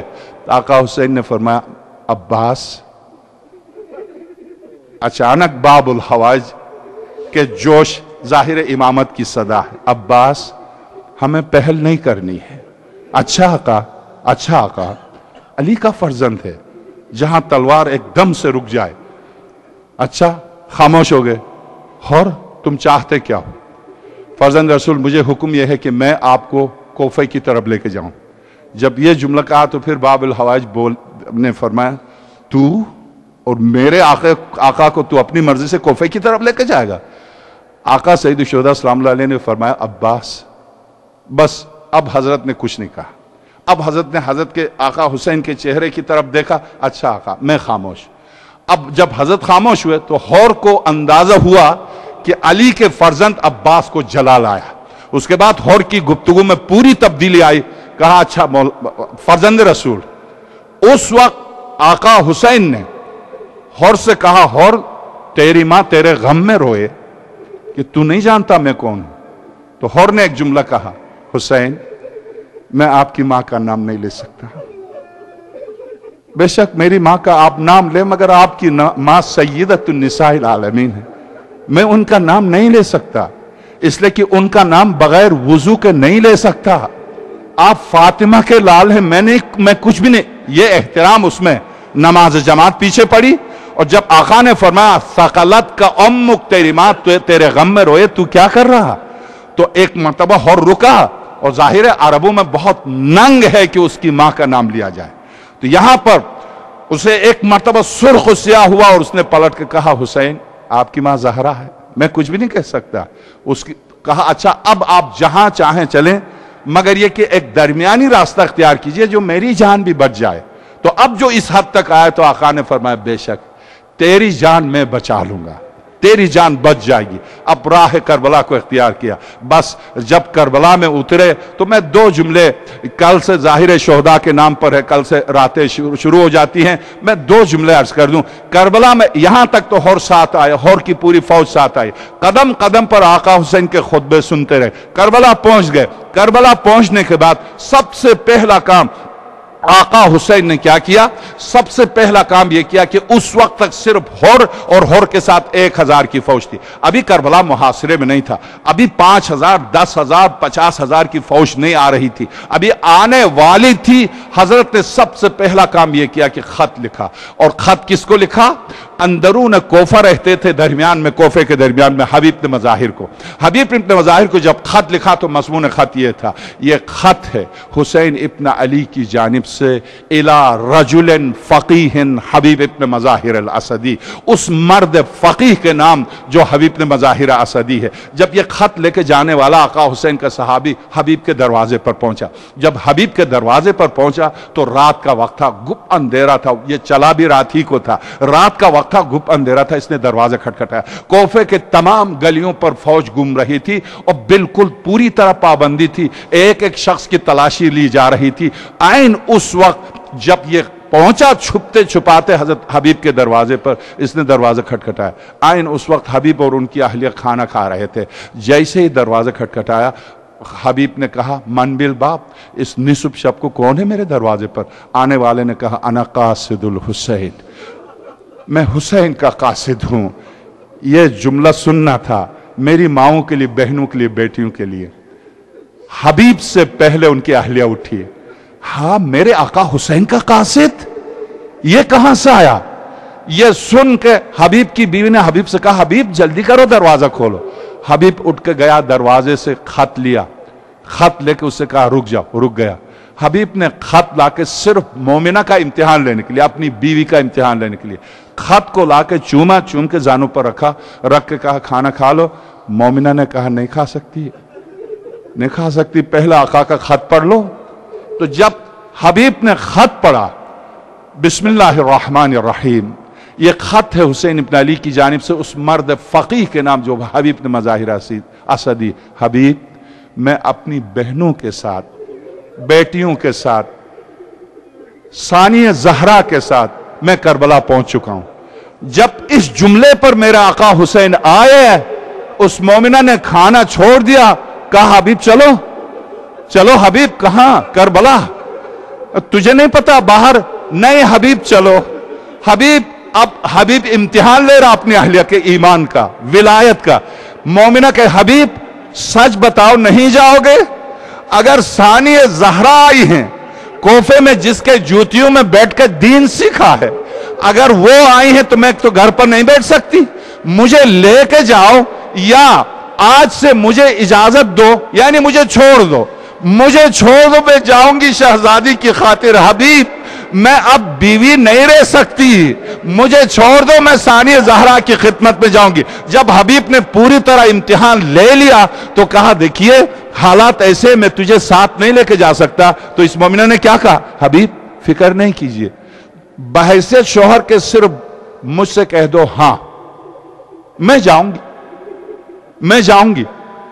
یہ واقعہ آپ سمجھیں گے کہ ہو سکتا راوی نے اشتباہ کیا یا خطیب خطابت کے طور پر کہہ رہا ہو. یہ واقعہ اب آئی, یہ تو واقعہ حبیب کی بیوی کا. اس وقت حبیب کا گھر کہاں تھا؟ حبیب کا گھر کربلا سے تقریباً 30 میل کے فاصلے پر تھا, 30 میل کے فاصلے پر, بلکہ اس سے بھی کم, اس سے بھی کم فاصلے پر تھا. ٹھیک اس وقت حبیب کی بیوی نے کہا حبیب صرف مجھے اجازت دو, میں جاؤں گی, مجھے گھوڑا بھی مت دو, مجھے سواری بھی مت, میں چلی جاؤں گی. یہ حبیب کی بیوی نے کہا. میں نے کل عرض کیا بصرے سے چلی, بصرے سے چلی 80 سال کی خواتین, اور جب نجف کے قریب سے گزرتی ہیں مولا کائنات کو آواز دیتی یا علی حسین کے لیے آئے, ہاتھوں میں چھالے پڑ گئے, کوئی بات نہیں, ہم حسین کے لیے آئے. آج کی خواتین بصرے سے چلتی ہیں, کیا اس وقت حبیب کی بیوی نے نہیں کہا ہوگا کہ 30 میل کے فاصلے پر میں شہزادی آئی, میں چلی جاؤں گی, مجھے چھوڑ دو, میں چلی جاؤں گی. اٹھ کر جب اس نے اپنے سر پیٹ کر کہا حبیب مجھے جانے دو, میں جاؤں گی, ثانیہ زہرا آئی ہے, ثانیہ زہرا کربلا میں, اور میں گھر پر نہیں ہو سکتا. تو حبیب نے کہا اچھا میں تمہیں اجازت دیتا ہوں, خوش, میں خوش. اسی لیے ایک روایت کہتی ہے کہ حبیب بیوی بعد میں پہنچی, حبیب پہلے پہنچا. ایک روایت کہتی ہے کہ حبیب اپنی بیوی سمیت پہنچے تھے. بہرحال جب پہنچے ہیں کربلا, جیسے ہی کربلا پہنچے تو آقا ابوالفضل عباس کو بھیجا میرے آقا حسین نے، عباس میرا بچپنے کا حبیب آ رہا، جا کے استقبال کرو۔ آقا حسین کی یہ صدا جب خیمے تک پہنچی تو شہزادی زینب نے حضرت علی اکبر کو بلایا، میرے لال حبیب آئے ہیں؟ تو حضرت نے فرمایا پھوپھی اماں بابا کہہ رہے حبیب آ رہے ہیں، میرے لال جب حبیب آ جائیں تو میری طرف سے سلام کہہ دینا۔ جیسے ہی حبیب پہنچے اور جب آقا شہزادہ علی اکبر نے حبیب کے سامنے فرمایا حبیب میری پھوپھی آپ کو سلام کہتی ہے، تو ایک مرتبہ حبیب آئے خیمے کے دروازے پر، کہا شہزادی جس کے قدموں میں 3000 خواتین بیٹھ کے قرآن پڑھتی تھی، اے علی کی بیٹی میں حقیر و فقیر اور مجھ پر آپ نے سلام بھیجا؟ تو شہزادی کی آواز آئی ہاں حبیب اس وقت شہزادی تھی مگر تم دیکھتے ہو میرا حسین غریب ہے تو میں کہاں سے شہزادی؟ حبیب تم دیکھ رہے ہو زہرا کی اولاد پر پانی بند ہو چکا ہے، بس 2 جملے جزاکم ربکم۔ اب جب شب عاشور آئی تو ہر شہید اپنی تیاری کر کے آیا، 2 جملے اس کے بعد چونکہ رونے کی شب ہے۔ جب یہی حضرت حر آیا ہے تو جب حضرت حر آقا حسین کی بارگاہ میں آیا استقبال کے لیے، میرے آقا نے بھیجا باب الحوائج کو استقبال کے لیے، باب الحوائج کو بھیجتے تھے استقبال کے لیے۔ جب آقا ابوالفضل عباس کو بھیجا راستے تک تو گھوڑے پر آئے تھے، مگر جب راستے تک آئے تو اپنے بیٹے کو اپنے غلام کو لے کر آئے تھے، اور راستے قریب آئے تو گھوڑے سے گرے، گھوڑے سے اپنے آپ کو گرا دیا۔ بیٹے سے کہا تو گھوڑے کو تھام لے، مجھے اس طرح سے نہیں جانا ہے حسین کی بارگاہ میں، مجھے اس طرح سے جانا کہ حسین مجھے معاف کر دے۔ ہاتھوں سے چلتا ہوا آیا تو آقا حسین خیمے کے دروازے پر تھے، باب الحوائج کو آواز دی عباس ہور کو اٹھا کے لے آؤ، تو باب الحوائج نے ہور سے کہا ہور اٹھ کے آ جاؤ۔ کہا اے فرزند علی مجھے چھوڑ دے، مجھے اسی طرح سے جانے دے، مجھے پتا نہیں تھا کہ زہرا کے معصوم بچے ایک ایک پانی کے لیے تڑپیں گے، مجھے پتا نہیں تھا، مجھے معاف کر دو۔ جب اسی طرح سے چلتا ہوا آیا تو میرے آقا حسین کرسی سے اٹھے، راستے تک گئے، ہور کو اٹھایا اور ہور کے جو منہ پر مٹی لگی تھی اپنی عبا سے اس کو ہٹایا تو ہور شرمندگی کی وجہ سے سر کو قدموں پر رکھا، سر کو قدموں پر رکھ کے کہا حسین آپ کی ماں زہرا کا واسطہ ہے، مجھے معاف کر دے حسین، حسین مجھے معاف کر دے۔ میرے آقا حسین نے فرمایا تو سر اٹھا لے، انت حر فی الدنیا والآخرہ، اے حر تو زندگی اور آخرت میں آزاد ہے، یعنی جس جنت کے دروازے جا، میں جوانان جنت کا سردار تجھے ابھی لکھ کے دیتا ہوں جس دروازے سے جا۔ میرے آقا نہیں، مجھے جنت نہیں چاہیے، مجھے حسین چاہیے، میں حسین، میں یہاں پر ایک جملہ میں نے کہہ دیا، مجھے جنت نہیں چاہیے، مجھے حسین چاہیے۔ گزشتہ سال چہلم میں ہندوستان سے ایک ہندو شاعر آیا تھا، آقا حسین کے دروازے پر اس نے لاکھوں انسانوں کو تڑپایا، جو اردو جاننے والے تھے گر گئے۔ اس نے کہا میں حسین میں آپ کی بارگاہ میں نہیں آ سکتا، میں ہندو ہوں، میں آخرت میں بھی آپ کو تلاش کرتا ہوا آؤں گا، جنت کو نہیں، میں آپ کو تلاش کرتا ہوا ہندوستان سے آیا ہوں، مجھے جنت نہیں چاہیے حسین، میں آپ کو تلاش کرتا ہوا آیا ہوں۔ اس شخص نے اپنی اردو شاعری میں جب یہ جملہ کہا تڑپ گئے لوگ، اس شاعر کے اس مصرے پر تڑپ گئے۔ میں بس ہور نے جب یہ کہا آقا حسین نے اجازت دی، آقا اگر مجھ سے راضی ہیں تو سب سے پہلے مجھے اجازت دیجیے گا۔ ہور شجاع ترین انسان تھا، 1000 یا 7000 افراد کا مقابلہ کرتا تھا، ہور گیا، اس نے اپنی پوری شجاعت دکھائی، مگر جس وقت آواز آئی یا ابا عبداللہ السلام علیکہ یا ابا عبداللہ صلی اللہ علیکہ یا ابن رسول اللہ، اے فرزند رسول خدا اس غلام کا آخری سلام قبول کیجئے۔ جیسے ہی آواز آئی میرے آقا ذوالجلال پر سوار ہو کے گئے، جب ہور کے قریب گئے تو ہور کے سر سے لے کے پیر تک تقریباً 40 کے قریب زخم تھے اور جسم پر تقریباً 32 تیر ابھی بھی موجود تھے۔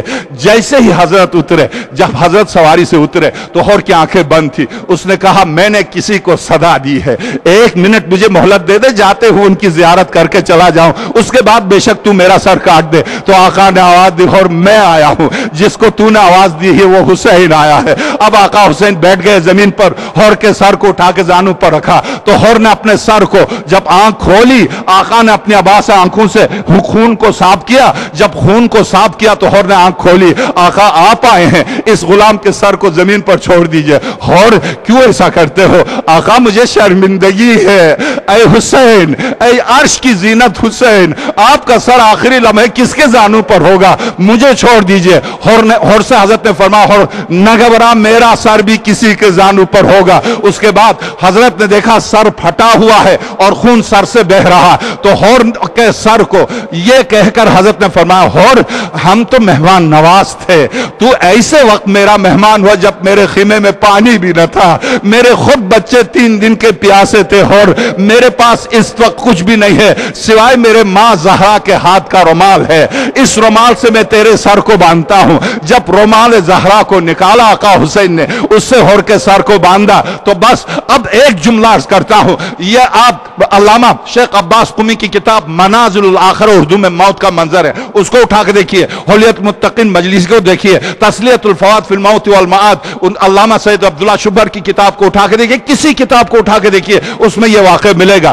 جب شاہ عباس صفی روزے بنا رہا تھا، ہر ایک کے روزے بنائے، حور کا روزہ بنانے کے لیے جب چلا تو کربلا والوں نے کہا تو اس کا کیوں بناتا ہے؟ اس لیے کہ راستے میں اس نے آقا حسین کو کیوں روکا، رہنے دے اس کا، نہیں بنا۔ تو اس نے کہا نہیں، جسے میرا حسین بخش دے، میں کون ہوتا ہوں اسے پوچھنے والا، میرے آقا نے بخش دیا تو بات ختم ہو گئی۔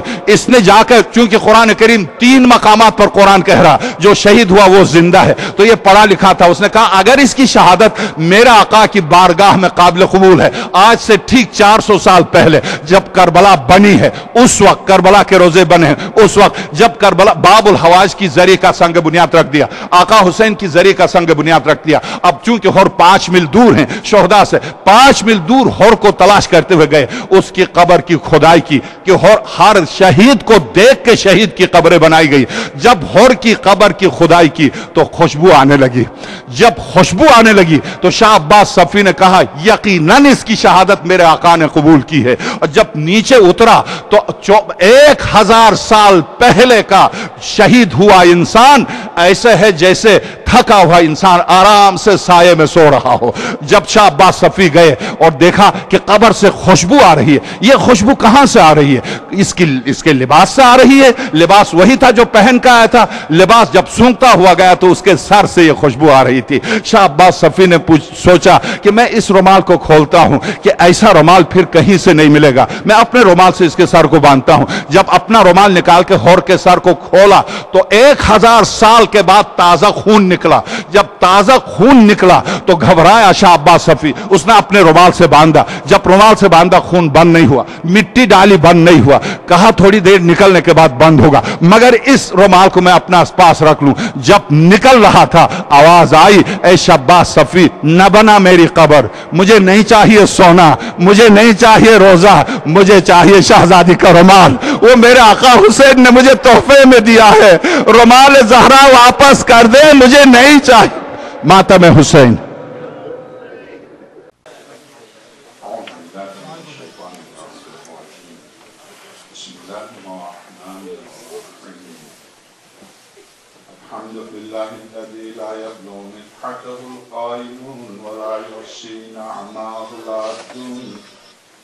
ولا يؤدي حقه المجتهدون الذي لا يدركه بعد الهمم ولا يناله غوث الفتن الذي ليس لصفته حد محدود ولا نعت موجود ولا أجل ممدود ولا وقت معدود فطر الخلائق بقدرته ونشر الرياح برحمته وابتدأ بالصخور ميدان أرضه ثم الصلاة والسلام على أشرف الأولين والآخرين خاتم النبيين الذي دنا فتدلى فكان قاب قوسين وأدنى حبيبنا وحبيب إله رب العالمين أبي القاسم محمد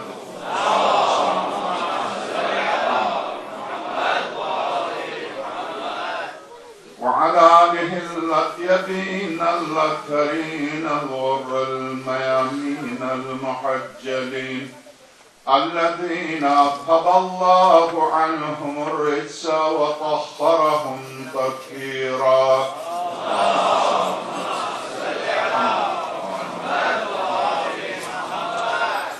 واللعنة الدائمة على أعدائهم أجمعين من أول يوم ظلمهم إلى لقاء يوم الدين. وبعد فقد قال الحكيم في محكم كتابه العظيم ومبرم خطابه الكريم قوله الحق وهو أصدق القائلين. بسم الله الرحمن الرحيم. ألم نشرح لك صدرك ووضعنا عنك وزرك الذي أنقض ظهرك ورفعنا لك ذكرك فإن مع العسر يسرا إن مع العسر يسرا فإذا فرغت فانصب وإلى ربك فارغب. صلوات.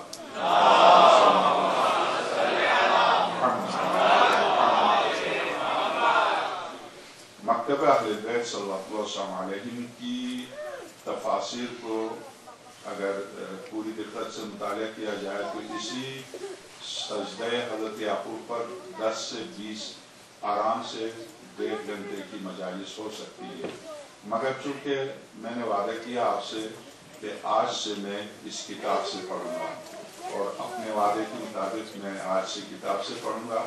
انہیں جو نقطے ہیں اس خاص طور سے سورہ واقعہ یوسف، آپ جانتے ہیں کہ قرآن کریم پورا کا پورا نور ہے، اس نور جلال الہی سے انوار عالم انوار سے اترا ہے اور قلب نور پر اترا ہے. اور چونکہ یہ پورا کا پورا نور ہے مگر خاص طور سے اس کی ایک سورت کا نام نور ہے. سورہ نور اتفاق سے اس سورہ میں حجاب پر گفتگو ہے، اگرچہ زنا اس کی سزا اور اس کے بعد مومنین کے فرائض کس طرح سے وہ راہ چلے، کسی کے سامنے گفتگو کے لیے بیٹھے تو وہ کس طرح سے ان کی روش پر اور اسی طرح سے مومنات کی روش پر اور خاص طور سے مومنات پر زور دیا کہ وہ حجاب کر کے چلے. تو چونکہ ان کے حجاب کو قرآن کریم سے میں نور سے تعبیر کیا، پورا قرآن نور ہوتے ہوئے بھی گویا خاص طور سے حجاب کی صورت کو نور کہنا گویا نور اور علا نور ہے. اور اسی طرح سے پورا سب سے لمبا سورہ مبارکہ گائے کے نام سے، گائے کے نام سے آپ کو بھی مجھے بھی ہر پڑھے لکھے انسان کو حیرت ہوگی کہ خدا نے اپنی کتاب میں گائے کو اتنی اہمیت کیوں دی. شاید ہندو جو گائے کی پوجا کرتے ہیں وہ بھی اگر کہہ دیں مسلمان سے ہم اگر پوجا کرتے تو ہماری غلطی کیا، تمہارے قرآن میں سب سے بڑی سورہ ہماری گائے کے نام پر ہے. تو گائے کے نام پر قرآن کریم کی سب سے بڑی سورہ سورہ واقعہ بقرہ. اور حیرت کی بات یہ چونکہ قرآن کے عجائبات جیسا کہ ناطق قرآن نے فرمایا کہ اس میں وہ عجائبات ہیں جو آدمی ان جواہر کو تلاش کرنے کے لیے سمندر علم الہی میں ڈوبکی لگائے تو اس کے لیے کوئی انتہا نہیں ہے. ہو سکتا ہے بڑی تلاش کے بعد اسے کوئی جوہر مل جائے. تو واقعاً عجیب ہے کہ کیوں حضرت موسیٰ اس میں گائے کا جو واقعہ ہے، حضرت موسیٰ پیغمبر خدا اور کلیم اللہ، صفحہ انبیاء میں جس نبی کا لقب کلیم اللہ، براہ راست خدا سے گفتگو کرتے، براہ راست خدا سے گفتگو کرتے تھے، مگر اکثر و بیشتر انبیاء واسطے سے گفتگو کرتے تھے، جبریل امین کے واسطے سے. اور حضرت موسیٰ براہ راست گفتگو کرتے تھے جس کی وجہ سے ان کا لقب ہی کلیم اللہ ہے، اللہ سے تکلم کرنے والا. جب خود ہی پیغمبر، رسالت، رسول، نبی اور ہائے کا نمائندہ بن کر آئے ہیں تو جو قتل کا کیس تھا جس کی وجہ سے اس گائے کے ذبح کرنے اور اس کا ایک مخصوص حصہ لا کے اس مقتول کے جسم سے متصل کر کے سر جوڑنے سے وہ زندہ ہو گیا، کیا ایسی گائے اس وقت تھی اور آج نہیں ہے؟ کیا کوئی گائے آج بھی ایسی ہے کہ جس کا گوشت لے کے جائے اور مقتول کے جسم سے لگائیں تو وہ مقتول زندہ ہو جائے؟ یا گائے اس وقت سے مخصوص تھی کیا یہ حیات کا تعلق، مقتول کو حیات دینے کا تعلق گائے کے گوشت سے ہے؟ کیا واقعاً گائے کا کوئی ایسا گوشت تھا جس نے مقتول کو زندہ کیا؟ کیا فلسفہ ہے؟ نبی خدا دعا کرتے سر کو مقتول کے سر سے جوڑ کے خدا زندہ کر دیتا۔ یہ گائے ہی کے گوشت کو لا کے جوڑنا اور اس سے مردے کو زندہ کرنا، فلسفہ کیا ہے؟ اس میں حکمت کیا ہے؟ اور اس گائے کی مناسبت سے سب سے لمبی سورہ کا نام گائے رکھا ہے۔ اسی طرح سے سورہ عنکبوت ہے، سورہ واقع نمل ہے، سورہ واقع فیل ہے، حیوانات کے نام سے۔ حالانکہ گدھے کا ذکر قرآن میں آیا ہے 2 جگہ، ایک سورہ لقمان میں، سورہ واقع لقمان میں وصیت کرتے ہوئے حضرت لقمان نے اپنے بیٹے سے کہا، میرے لال جب تم لوگوں سے گفتگو کرو تو دھیمی آواز میں گفتگو کرو، بلند آواز میں گفتگو نہیں کرنے سے کہ بدترین آواز گدھے کی ہے۔ ان انکر الاصوات لصوت حمیر، حضرت لقمان نے اپنے بیٹے سے کہا۔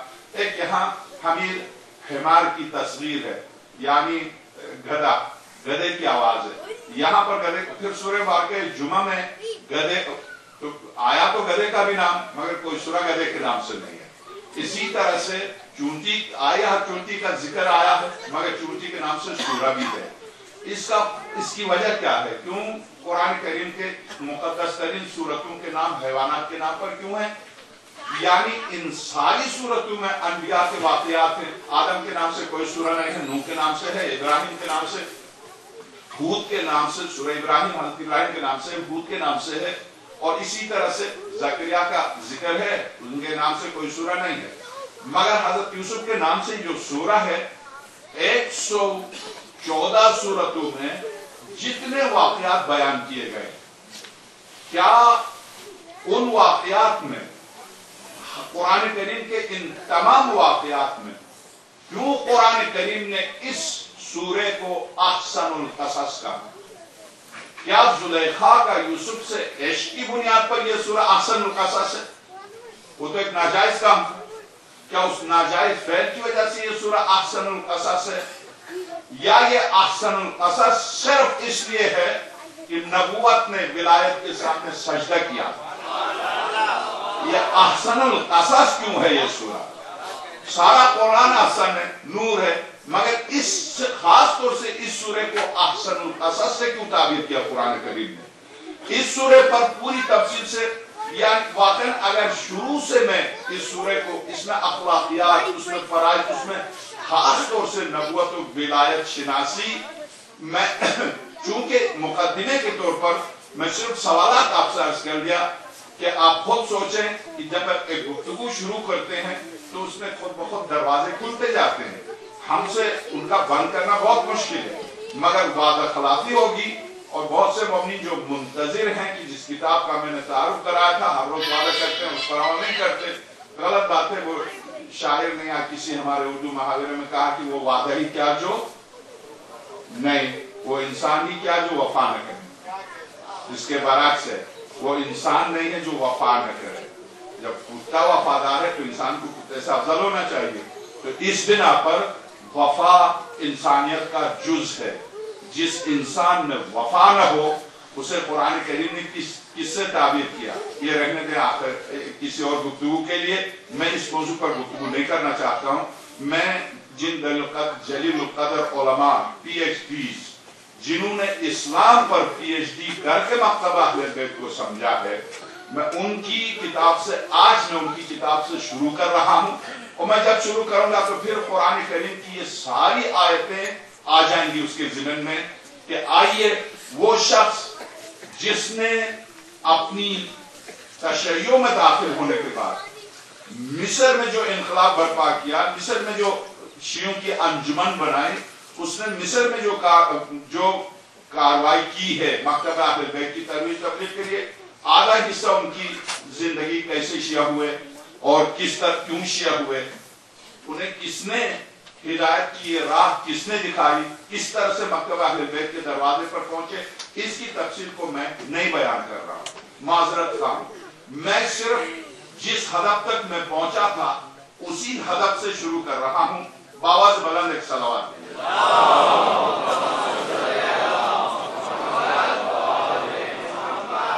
صفحہ 54 سے شروع کر رہا ہوں، اور 54 صفحہ بھی آخری سطر سے 54 صفحے چھوڑ کے شروع کر رہا ہوں۔ معذرت خواہ ہوں، اردو میں ہے، انگلش میں ہے، عربی میں ہے، یا اصل میں اس کا نام ہے خطأ، دھوکہ، کہ کس طرح سے مسلمانوں کو دھوکہ دیا گیا، کس طرح سے مسلمانوں کی عقل کو قرآن و اصل دین سے ہٹایا گیا۔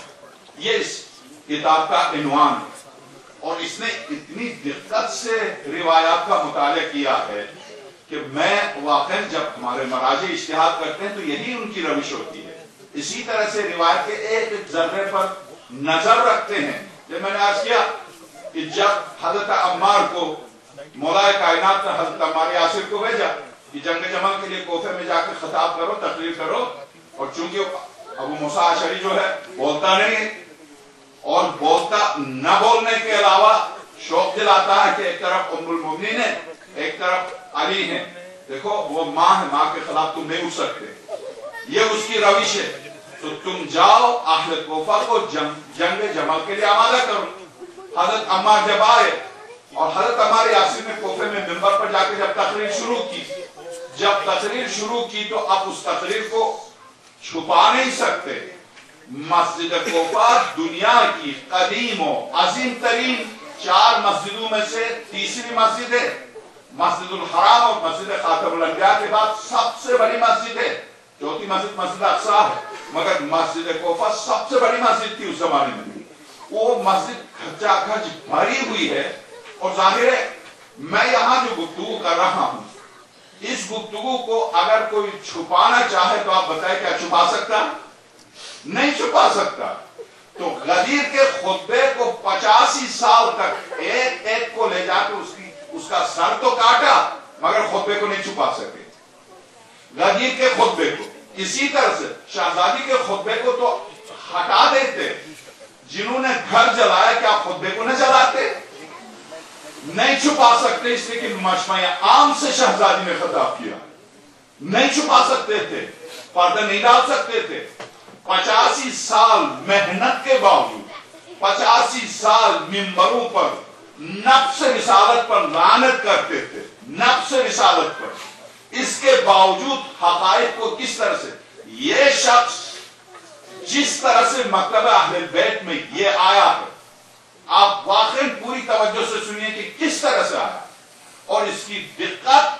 تو میں جب حضرت عمار یاسر آئے اور خطبہ دیا تو اب دیکھیے خطبے کو تو چھپا نہیں سکتے، اس لیے کہ 1 لاکھ سے زیادہ کے مجمع سے خطاب کیا، اس کو چھپا تو نہیں سکتے، مگر کیا کیا کہ حضرت عمار کی تقریر میں بھی تحریر کی۔ کیا عمار نے تقریر کی، تقریر کے دوران کہا مسلمانوں، خداوند عالم نے ہمارا تمہارا امتحان لیا ہے، ایک طرف رسول خدا کی بیوی ہیں جو ہم سب کی ماں ہے، دوسری طرف علی بن ابی طالب ہیں جو کہ رسول کے وصی ہیں، ہم ان دونوں کے بیچ میں آزمائش میں ہیں، یہاں تک تو ہر انسان ہر مسلمان شاید مان جائے، مگر اس کا یہ جو دوسرا ٹکڑا ہے، اب آپ دیکھیے جب راوی روایت میں تحقیق کرنے اجتہاد کرنے جاتا ہے تو کیا کرتا ہے، اس کے ایک ایک ٹکڑے کو ٹکڑے کرتے دیکھتا ہے کہ کون سا ٹکڑا صحیح ہے اور کون سے ٹکڑے کو بیچ میں فٹ کیا گیا۔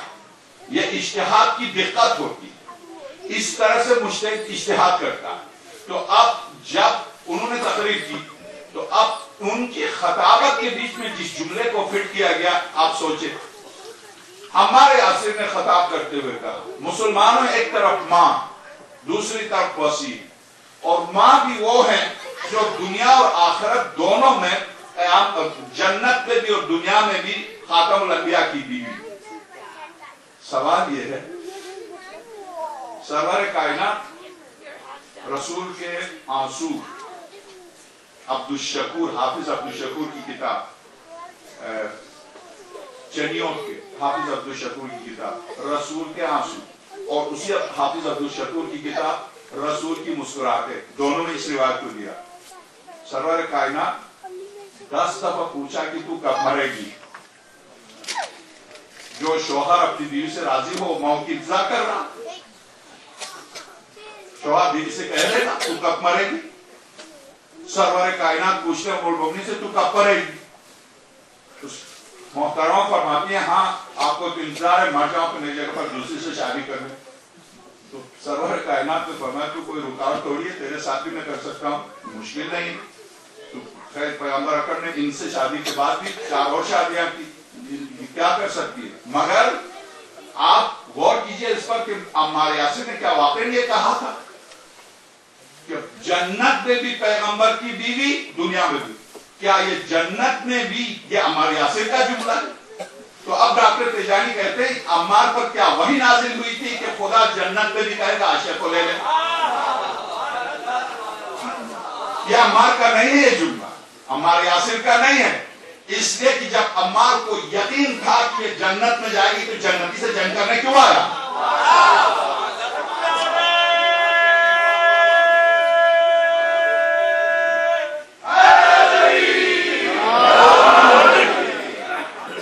جنتی سے جنگ کرنے کیوں آیا؟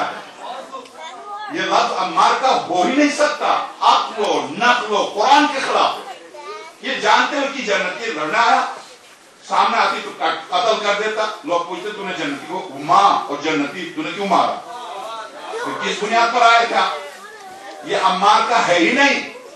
وہ کون ہے یہ کہنے والے کہ جنت میں بھی کیا یہی رہ گئی کہ جنت میں خدا اس کو آگے کر دے؟ مسئلہ یہ جملہ عمار کا نہیں ہے۔ اب اس کے لیے اسی کا نام اجتہاد ہے کہ روایت کو جب لے تو اس کے ایک ایک پہلو پر غور کرے، ایک طرف قرآن کو رکھے، دوسری طرف عقل کو۔ تو یہ کہتے ہیں جنہوں نے قرآن کو بھی ہٹا دیا، عقل کو بھی ہٹا دیا، تو دین ان کا بنومے کا ہے، نہ عقل ہے نہ قرآن۔ یہ اب آپ آئیے ایک اور سوال دیجیے۔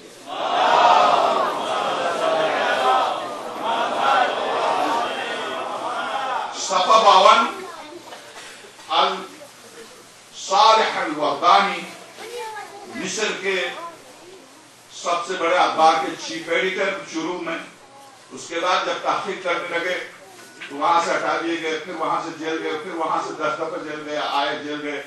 بہرحال اس کے بعد انہوں نے کتاب لکھی، صالح الوردانی مصنف کا نام ہے، علیم الحق والحق مع علی کتاب کی ہیڈنگ ہے، اصل کتاب کا نام ہے ترے، اور عربی میں اصل اس کا نام ہے الخدعہ۔ صفحہ 54 اور اس کا آخری چیپٹر، اسلام میں مذہب کا کوئی تصور نہیں ہے۔ میں ان کی عبارت پڑھ رہا ہوں، آپ بالکل بھی عبارت پڑھتے ہو پریشان ہو۔ اسلام میں مذہب کا کوئی تصور نہیں ہے۔ اسلام میں شیعہ، سنی، شافعی، مالکی، حنفی، حنبلی نام کی کوئی چیز نہیں ہے۔ ہم بھی کہتے نہیں ہے۔ یہ تمام نام مختلف تاریخی ادوار کے مرہون منت تھے، اور یہ سیاست کے تراشے ہوئے نام، یہ سیاست کے تراشے ہوئے نام۔ حق بات یہ ہے کہ 2 طرح کے اسلام پائے جاتے ہیں۔ اسلام 2 طرح کا، سچا اسلام، جھوٹا اسلام۔ میں خدا لعنت کرے جو منبر پر ایک لفظ اپنی طرف سے بولے، امانت ہے، جو اس کے لفظ ہیں وہی میں آپ کے حوالے کر رہا ہوں۔ میں جس وقت اس پر آؤں گا تو میں صاف طور سے کہوں گا اب اس پر میری گفتگو، اس وقت ان کے لفظ ہیں، ان کے جملے ہیں، میرے نہیں۔ 2 اسلام، یہاں شیعہ سنی وہابی فلاں حنبلی شافعی مان نہیں، 2 اسلام، ایک اسلام برحق اور سچا اور ایک اسلام جھوٹا۔ 2 اسلام ہے بس۔ اب یہ کہتے ہیں جھوٹا اسلام، یعنی الہامی اور وحی کا اسلام، اور تاریخ میں اسلام اور ایک وحی اور الہام کا اسلام، اور دوسرا حکومتی اسلام۔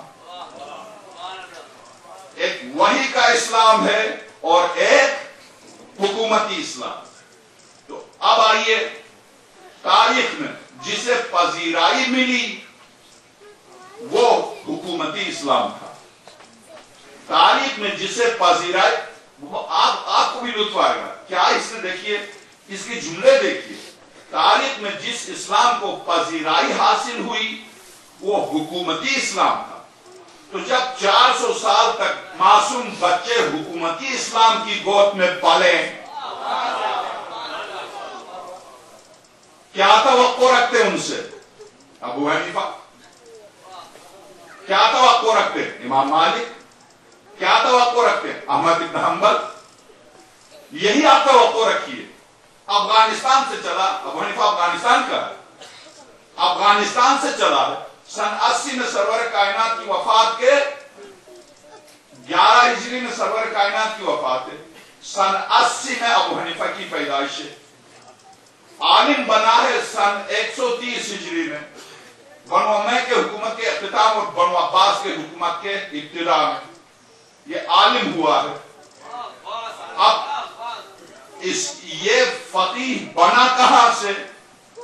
کس نے بنایا؟ نہ آپ کے والد کا کوئی تعلق پیغمبر سے، نہ آپ کے کسی اور خاندان کا تعلق پیغمبر سے. یہی تو ہوا. میں پہلے عرض کر چکا تھا، یہیں پر رکا آپ کی اجازت سے. علامہ ہلی ایران جو اس وقت مکتبہ اہل بیت کا مرکز ہے، مرہون منت ہے حضرت علامہ ہلی کا. علامہ ہلی عراق کے تھے. ہلا عراق میں 4 کا نام. ہلے کے بہت بڑے علماء گزرے میرے زمانے تک، یعنی سن 70 تک. حضرت آیت اللہ محسن حکیم کے استاد محترم بھی اس شہر کے تھے، ہلا کے. ہلا ایک شہر ہے عراق کا، کربلا سے تقریباً 13 میل کوفے کی طرف، کربلا سے 13 میل کوفے کی طرف. نجف سے آپ جاتے ہیں تو آپ کے دائیں جانب ہلا رہ جاتا ہے، کوفے سے جاتے ہیں تو ہلے سے گزر کے کربلا پہنچتے ہیں. میرے اکثر سادات موسیقی کے جد اعلیٰ قاسم، وہاں ان کا بہت بڑا مزار ہے. جو زائرین گئے ہو یقیناً ان کو پتا ہے قاسم، بلکہ اس شہر کا نام ہی قاسم ہے. اب ہلا شہر سے تقریباً 4 میل کے آگے جا کر قاسم آتا ہے. جگہ کا نام اب قاسم ہے چونکہ حضرت قاسم کے نام سے. بہت بڑی زیارت ہے. جیسے تہران میں آپ نے دیکھا ہوگا شاہ عبد العظیم، امام حسن مجتبیٰ کے پڑھ پوتے ہیں شاہ عبد العظیم. اسی طرح سے قاسم، تو قاسم چونکہ اس ہلے سے بہت بڑے علماء گزرے. یہ شرف 3 علماء کو جو شرف حاصل ہے، یہ وہ شرف حاصل ہے جو حبیب مظاہر کو حاصل ہے. جیسے شہدائے کربلا میں حبیب کو جو آخر میں آج مسائل انہی کے، جو شرف شہداء میں آل رسول کے علاوہ صحابہ میں جو شرف حبیب کو حاصل ہے، کلینی سے آج تک وہی شرف 2 علماء کو حاصل ہے، بلکہ 4 علماء کو.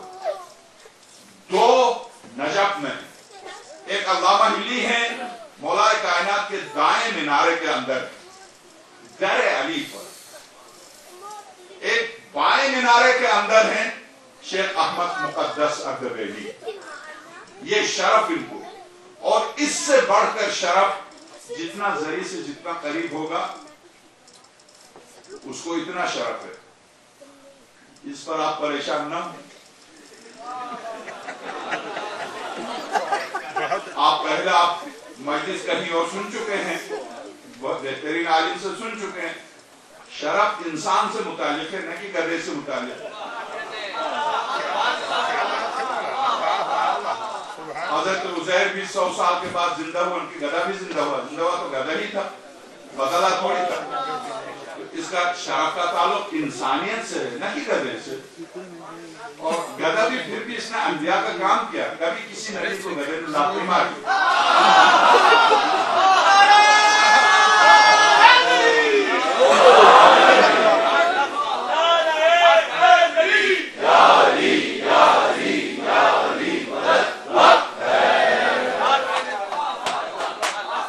بہت سے انسانوں سے اشرف ہے گدھا. کبھی کسی نبی کو نہ سوار ہونے سے روکا،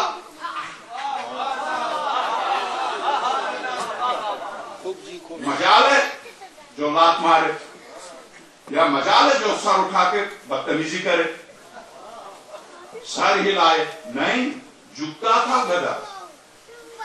حضرت موسیٰ پوری زندگی گدھے پر سوار ہو کے گزاری. بعض اوقات وحی الہی بھی گدھے کے اوپر نازل ہوتی تھی، یعنی جب نبی گدھے پر جا رہا وہی نازل ہو رہی. گدھے نے بڑی خدمات کی ہیں.